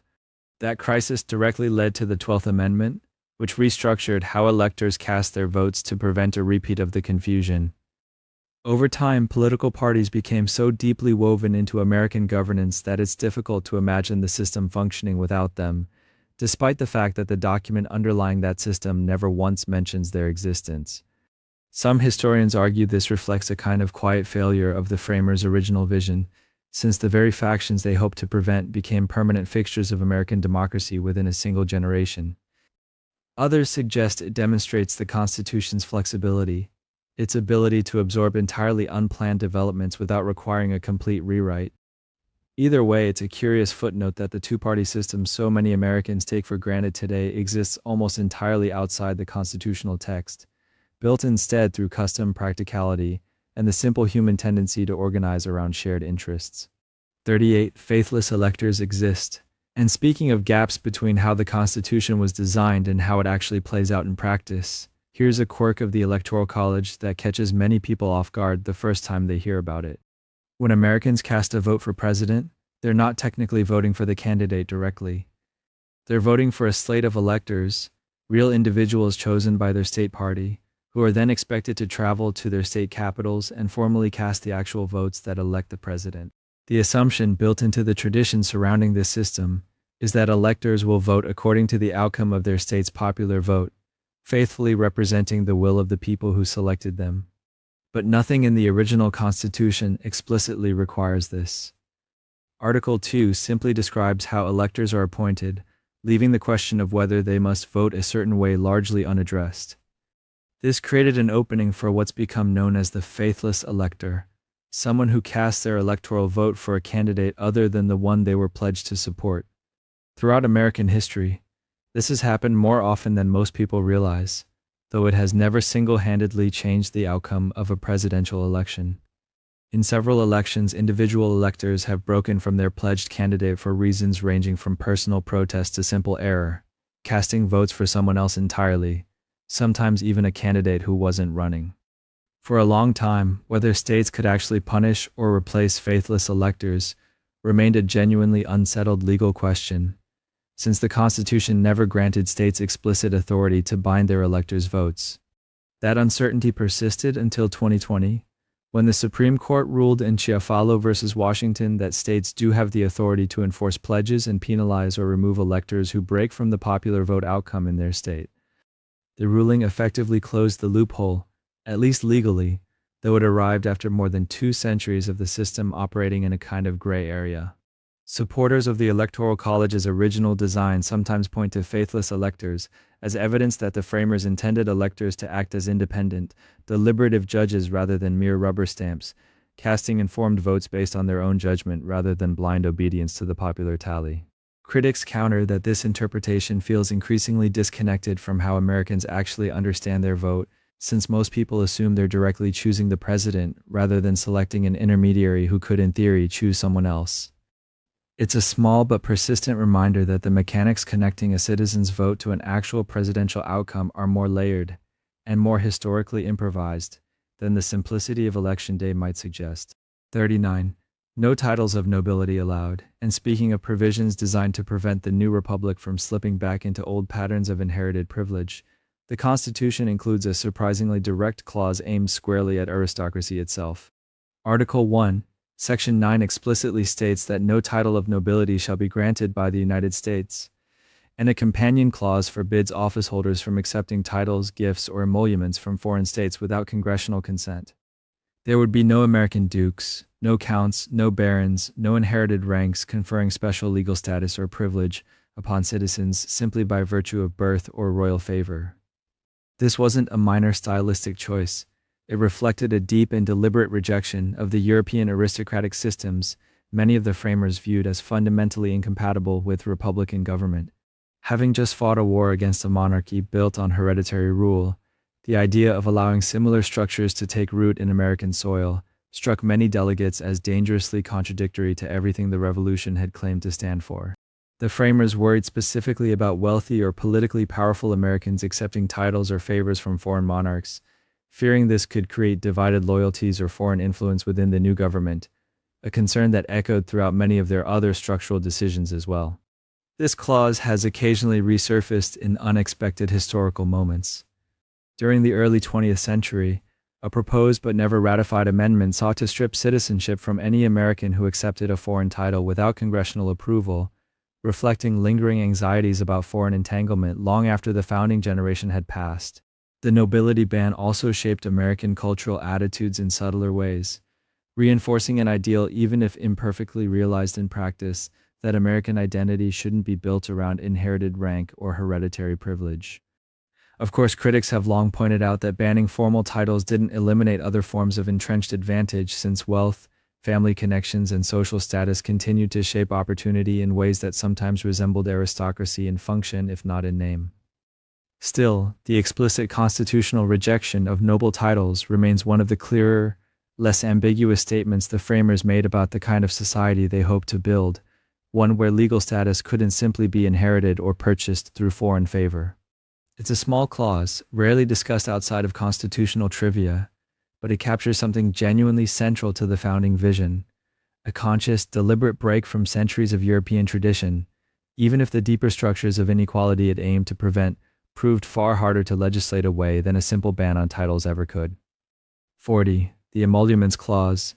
And speaking of clauses designed to keep foreign influence out of American government, there's another provision sitting quietly alongside the nobility ban that has generated far more legal debate in recent decades than the framers likely ever anticipated. The Emoluments Clause, found in Article 1, Section 9, forbids any person holding an office of trust or profit under the United States from accepting any present, emolument, office, or title of any kind from a foreign king, prince, or state without the consent of Congress. There's also a separate domestic emoluments clause affecting the president specifically, preventing compensation beyond a fixed salary from either the federal government or individual states. The core worry driving both provisions was remarkably consistent with everything else the framers seemed anxious about. Divided loyalty. If a foreign government could simply hand gifts, payments, or honors to American officials, those officials might start making decisions that served foreign interests rather than the public they were sworn to represent. For most of American history, this clause remained a fairly obscure footnote, occasionally referenced in academic discussions, but rarely tested in real legal proceedings. Presidents typically avoided obvious conflicts, and the sort of direct foreign payments the clause anticipated simply didn't generate major controversy. That changed rather dramatically in the 21st century, when the rise of global business ties, international hotel chains, and foreign officials staying at properties owned by sitting presidents raised genuinely novel legal questions nobody in the 1780s could have fully predicted. Lawsuits were filed. Courts debated what exactly counts as an emolument. Some argued the clause applied narrowly to titles and gifts in the diplomatic sense, similar to what a king might bestow. Others argued it should be read broadly, covering essentially any profit or benefit derived from foreign government transactions.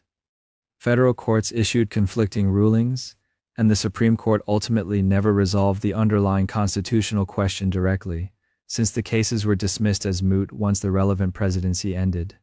What remains is a clause that sounds almost quaint on paper, worried about kings bestowing titles, yet finds itself unexpectedly relevant in an age of multinational business empires and international hotel bookings.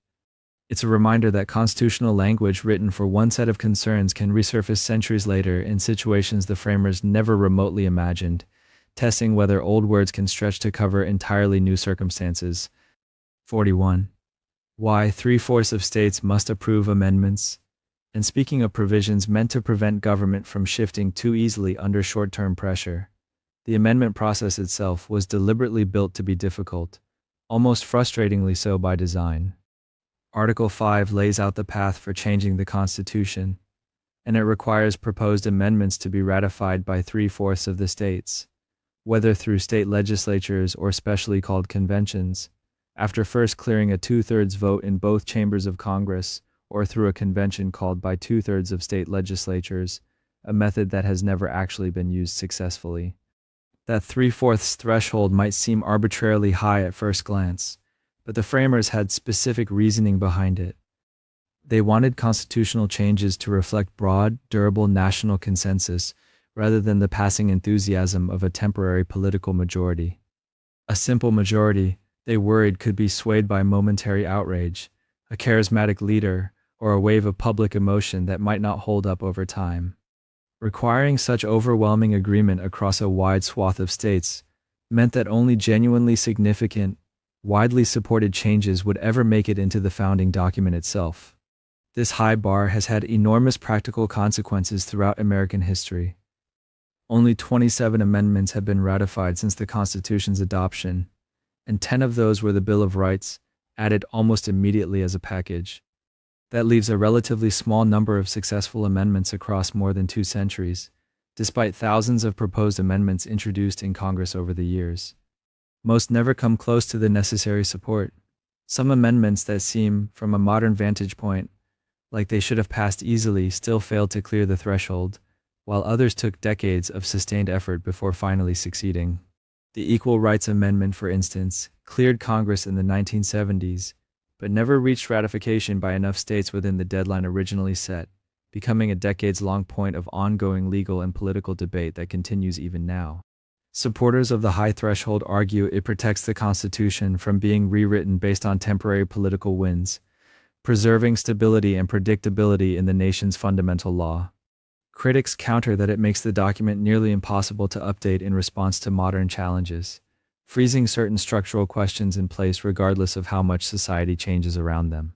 Either way, the 3/4 requirement remains one of the most consequential design choices in the entire document, quietly shaping just how rarely and how carefully Americans have ever managed to formally rewrite their own founding rules.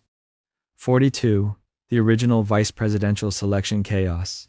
And speaking of constitutional mechanisms that created far more confusion than the framers ever anticipated, The original method for selecting a vice president produced one of the stranger political arrangements in early American history. Under the Constitution as originally written, electors didn't cast separate votes for president and vice president the way voters do today. Instead, each elector simply cast 2 votes for president, and whoever received the second highest number of votes became vice president, regardless of whether that person shared any political alignment with the winner at all. This arrangement made a certain logical sense on paper, rewarding the second most broadly supported candidate with the nation's second highest office. In practice, it created genuinely awkward and occasionally dysfunctional political pairings. The most famous example came in the election of 1796, when John Adams won the presidency while Thomas Jefferson, his chief political rival and ideological opposite, became vice president simply by finishing second in the electoral count. The two men disagreed profoundly on the proper scope of federal power, foreign policy, and the very direction of the young nation.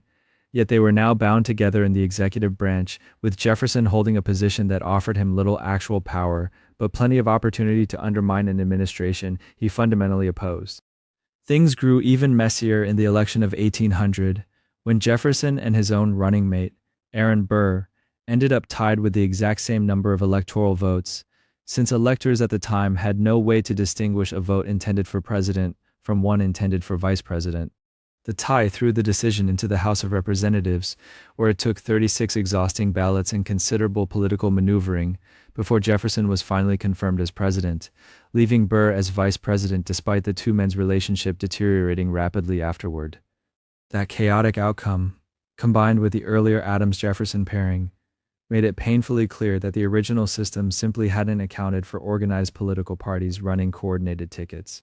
The result was the 12th Amendment, ratified in 1804, which separated presidential and vice presidential voting entirely, allowing electors to cast distinct votes for each office and finally aligning the process with how party tickets actually functioned. It's a small but telling example of how quickly the framers' original design ran into the messy realities of political life, forcing an early constitutional correction just to keep the executive branch from tearing itself apart from the inside.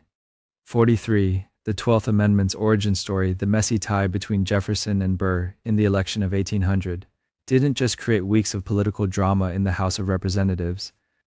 It exposed a flaw so fundamental that the framers had to go back and rewrite part of their own carefully constructed system almost immediately. Before the amendment, electors cast 2 votes for president with no way to distinguish a vote meant for the top office from one meant for the second slot, which is precisely how 2 men from the same political faction ended up locked in a tie that nearly derailed the peaceful transfer of power the founders had hoped to establish as a national tradition. Ratified in 1804, the 12th Amendment finally separated the presidential and vice presidential ballots, letting electors vote distinctly for each office rather than lumping them together and hoping the math sorted itself out. But the amendment did more than just fix the tie problem. It also laid out a detailed contingent process for what happens if no candidate secures a majority of electoral votes at all, a scenario the framers apparently considered plausible enough to plan for in some detail. Under this contingent procedure, if no presidential candidate reaches a majority, the decision moves to the House of Representatives, where each state delegation gets a single vote regardless of population, and the House must choose among the top 3 finishers rather than simply picking whoever came closest. The vice presidential contingent process works similarly, but shifts to the Senate instead, choosing between only the top 2 candidates. This wasn't just theoretical fine print.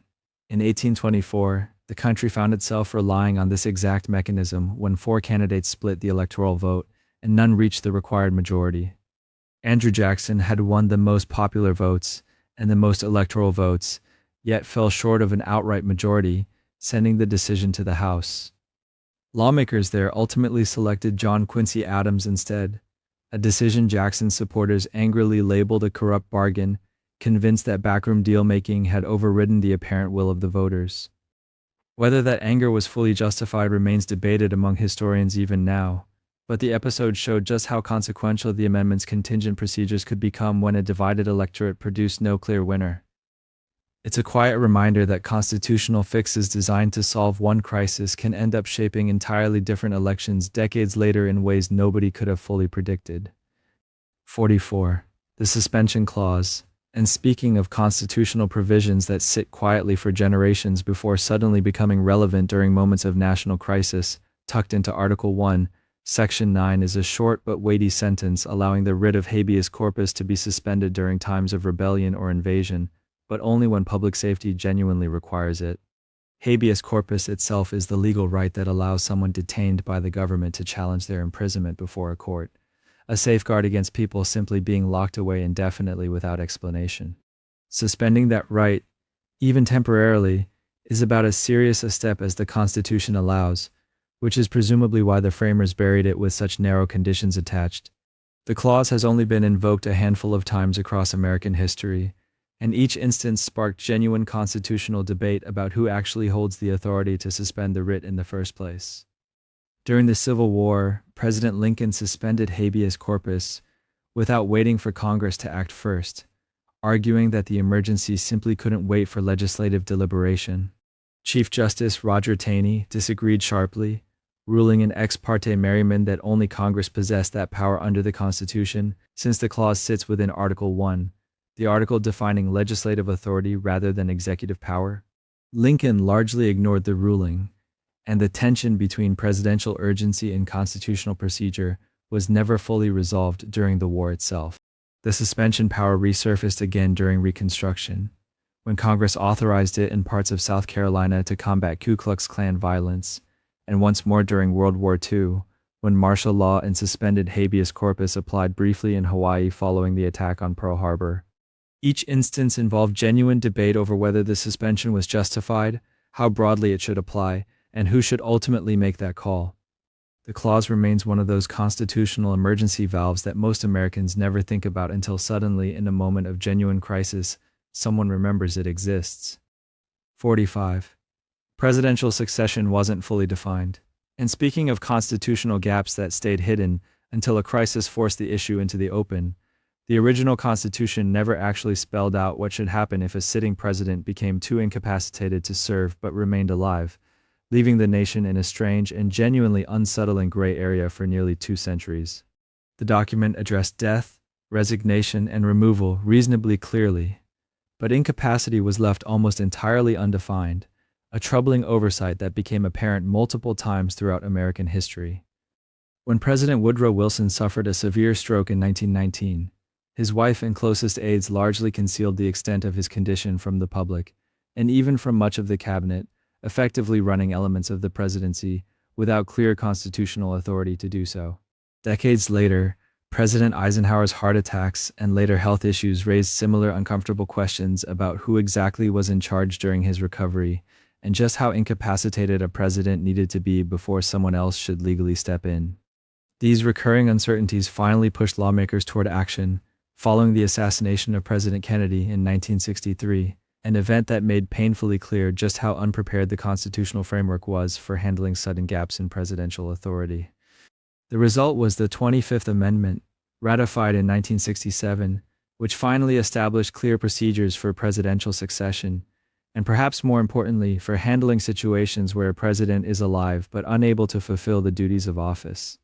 The amendment allows a president to voluntarily transfer power temporarily, which has happened briefly during certain medical procedures, and it also creates a process outlined in Section 4, allowing the vice president along with a majority of the cabinet to declare a president unable to serve, even without the president's own agreement, a provision that has never actually been formally invoked, despite occasional speculation surrounding various administrations over the years. The amendment also clarified vice presidential vacancies, allowing a president to nominate a replacement subject to congressional approval, a mechanism used when Gerald Ford became vice president, and later when Nelson Rockefeller filled the same role under Ford's own presidency. It's a fitting example of how the Constitution, for all its careful planning, still required a genuine crisis before certain gaps became impossible to ignore any longer. 46. We the People almost listed every state, and speaking of constitutional details that quietly evolved before the ink ever dried, the most famous opening line in American political history very nearly read like a roll call rather than a unifying declaration. Early drafts of the Constitution's preamble didn't begin with the sweeping inclusive phrase we know today.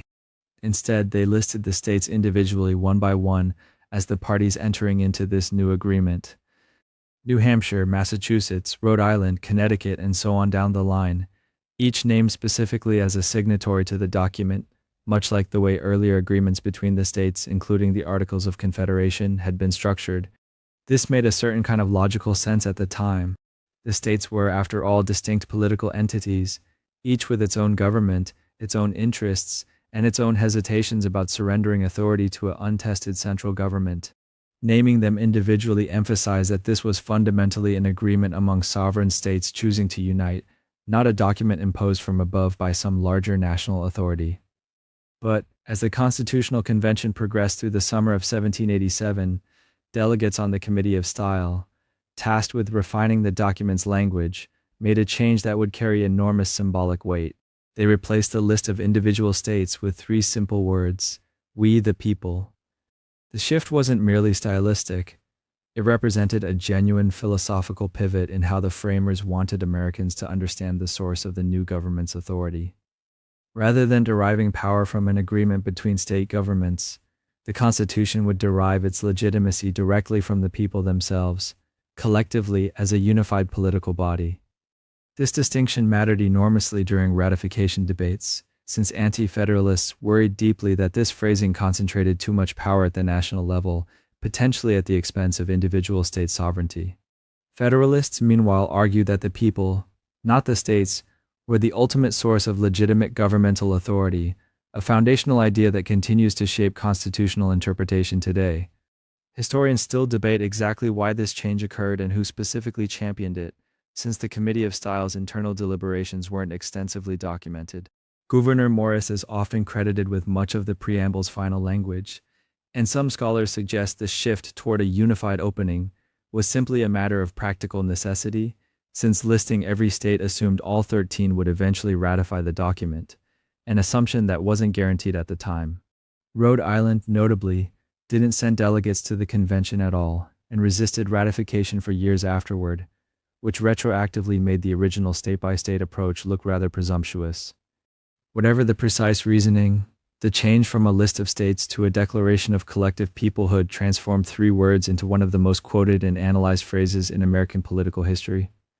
It's a small drafting decision that ended up carrying enormous symbolic weight, shaping how generations of Americans would understand their relationship to their own government. 47. Natural-born citizen is never defined. And speaking of phrases that carry enormous weight despite remaining strangely undefined, the Constitution requires that the president be a natural-born citizen, yet nowhere in the document does it actually explain what that phrase precisely means. Article 2 simply states that no person except a natural-born citizen shall be eligible to the office of president, without providing any further clarification, definition, or guidance for how that status should be determined. This omission might seem minor, but it has generated genuine constitutional debate and legal uncertainty across multiple presidential elections throughout American history. Does natural born simply mean born on American soil, following the common law principle of jus soli? Or does it extend to children born abroad to American citizen parents, following the alternative principle of jus sanguinis? The framers never clarified which interpretation they intended, and legal scholars have debated the question for centuries without reaching full consensus. The issue has surfaced repeatedly in real political contexts. Questions were raised about Chester Arthur's eligibility in the 1880s amid rumors regarding his birthplace. Barry Goldwater faced scrutiny in 1964 due to his birth in the Arizona Territory before it achieved statehood. George Romney, born in Mexico to American parents, encountered similar questions during his 1968 campaign. John McCain's birth in the Panama Canal Zone prompted renewed debate in 2008, and Ted Cruz's Canadian birth became a notable point of discussion during the 2016 primary season. Perhaps most prominently, questions surrounding Barack Obama's birthplace generated years of political controversy and conspiracy theories, despite official documentation confirming his birth in Hawaii. Legal scholars generally agree that natural born likely encompasses anyone who is a citizen at birth, whether through birthplace or parentage, but the Supreme Court has never directly ruled on the matter, leaving the precise legal boundaries somewhat theoretical rather than firmly established. Some historians suggest the framers borrowed the phrase from English common law traditions without fully anticipating how citizenship and birthplace complexities would evolve in a nation built substantially through immigration and territorial expansion. Others believe the ambiguity was simply an oversight, one of many phrases the framers assumed would be self-evident without requiring further explanation. Whatever the original intent, the lack of clear definition means that questions about presidential eligibility remain, at least theoretically, open to interpretation, a rare instance where one of the Constitution's most consequential requirements rests on remarkably uncertain foundations. 48. Few original copies survive, and speaking of documents whose exact details remain shrouded in some uncertainty, the physical Constitution itself, the actual parchment signed by delegates in Philadelphia, exists today in far fewer original copies than most people probably assume. Only a small handful of original copies from the constitutional era have survived intact into the present day, and they're now preserved under extraordinarily careful conditions within the National Archives in Washington, D.C. The most famous surviving copy is the official engrossed version, the formal handwritten document actually signed by 39 delegates on September 17, 1787. This particular parchment now rests inside a specially designed titanium and aluminum encasement, filled with inert argon gas to prevent deterioration, and protected by bulletproof, moisture-controlled glass. Each night, this precious document is lowered into a 55-ton vault built specifically to protect it from fire, flood, or catastrophic damage. Beyond this singular engrossed original, only a limited number of additional early printed copies from 1787 still exist, distributed at the time to state legislatures and prominent political figures for ratification debates and public discussion. Many of these early printed copies were lost, damaged, or simply discarded over the following decades, since 18th century Americans had little reason to suspect these documents would eventually become treasured historical relics. Some surviving copies have surfaced unexpectedly over the centuries, discovered in attics, forgotten archives, or family estates, occasionally selling at auction for millions of dollars when authenticated. The scarcity of original copies means that our understanding of the Constitution's exact original text relies heavily on careful preservation of these remaining originals, alongside historical transcriptions and records from the Constitutional Convention itself. The National Archives conducts regular condition assessments, monitoring for any signs of fading, ink deterioration, or parchment degradation, since even minor environmental fluctuations could theoretically damage documents that have already endured over 2 centuries of handling, transport, and storage before modern preservation techniques were developed. During World War II, the Constitution was actually relocated for safekeeping to Fort Knox, alongside other treasured national documents, reflecting genuine concern about potential wartime threats to these irreplaceable originals. It's a quietly remarkable thought that the foundational legal document governing an entire nation exists, in its truest original form, as an exceedingly rare physical artifact, carefully guarded, environmentally controlled, and treated with a level of protective reverence generally reserved for the most significant treasures in American history. 49. The convention was hidden from the public, and speaking of documents guarded with extraordinary secrecy, the process that created the Constitution was itself shrouded in a level of secrecy that might surprise anyone who imagines the founding of American democracy as a transparent public affair. Throughout the summer of 1787, delegates gathered in Philadelphia's Independence Hall to draft what would become the Constitution.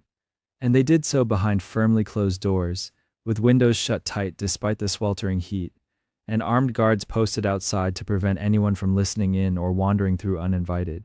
The delegates agreed quite deliberately to a rule of absolute secrecy.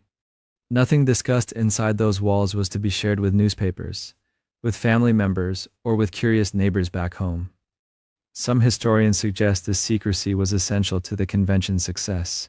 Delegates needed the freedom to propose bold ideas, change their positions, and negotiate difficult compromises without worrying that every tentative suggestion might end up printed in a pamphlet the next morning. Alexander Hamilton, James Madison, and others believed that public scrutiny during the drafting process would have made compromise nearly impossible, since delegates would have felt pressured to defend positions publicly, rather than adjust them privately as debates evolved. George Washington, who presided over the convention, reportedly grew visibly frustrated on one occasion when a delegate's notes were found dropped on the floor, fearing they might reveal confidential discussions to outsiders. Guards were stationed at the door specifically to prevent eavesdropping, and delegates sweated through their formal attire during Philadelphia's notoriously humid summer rather than open a single window, worried that passersby might overhear fragments of debate drifting into the street. This secrecy meant that ordinary citizens and even most state legislatures had no real idea what was being discussed inside Independence Hall until the finished document was finally presented to the public in September. Rumors swirled throughout the city all summer long. Some speculated the delegates were plotting to install a monarchy.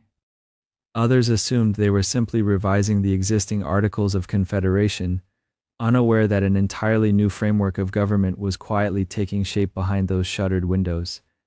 James Madison kept detailed private notes throughout the proceedings, and remarkably, these notes weren't published until decades later, only after Madison's death in 1836, meaning much of what we know today about the convention's internal debates remained hidden from the public for nearly 50 years after the Constitution itself had already reshaped the nation.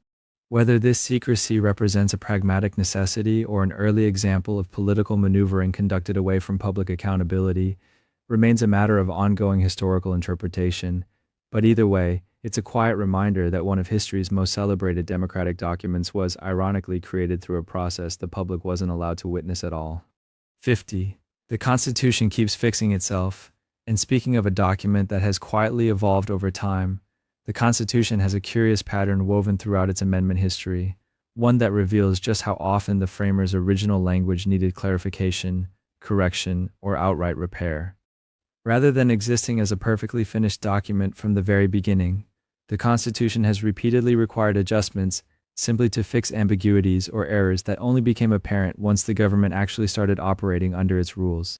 Consider the 12th Amendment, ratified in 1804, which existed almost entirely to correct a flawed presidential election process that had produced genuine confusion during the election of 1800, when Thomas Jefferson and Aaron Burr received an identical number of electoral votes despite running as a ticket, throwing the decision into a chaotic House of Representatives. The original system simply hadn't anticipated organized political parties functioning the way they quickly began to. The 20th Amendment, ratified in 1933, adjusted the dates for congressional and presidential terms, shortening the lengthy and increasingly impractical lame duck period between elections and actual transitions of power. The 25th Amendment, added in 1967, clarified confusing questions surrounding presidential succession and disability, issues that had lingered uncomfortably unresolved for nearly 2 centuries. Even the 27th Amendment, finally ratified in 1992 after being originally proposed back in 1789, exists simply to delay congressional pay raises until after an election, a comparatively small housekeeping matter that nonetheless took over 200 years to formally resolve. Some historians view this pattern as evidence of the framers' remarkable foresight, since they deliberately built in a mechanism for future generations to identify and correct flaws, rather than assuming their original text would remain perfect forever. Others suggest it simply reflects the inevitable reality that no document, however carefully considered, can fully anticipate every practical complication that emerges once real governance begins. Either interpretation points toward the same underlying truth. The Constitution was never intended, or perhaps never able, to be a completely finished product. It has always been a living framework, quietly patched and clarified across generations, each amendment representing a moment when Americans recognized an ambiguity, an oversight, or a genuine problem, and worked, often slowly and imperfectly, toward resolving it. And on that thought, of a document still gently correcting itself more than 2 centuries after it was first written, our journey through 50 forbidden facts comes to a close. Perhaps the most reassuring lesson of all is that even the framers understood their work was never truly finished, only ever a careful ongoing beginning.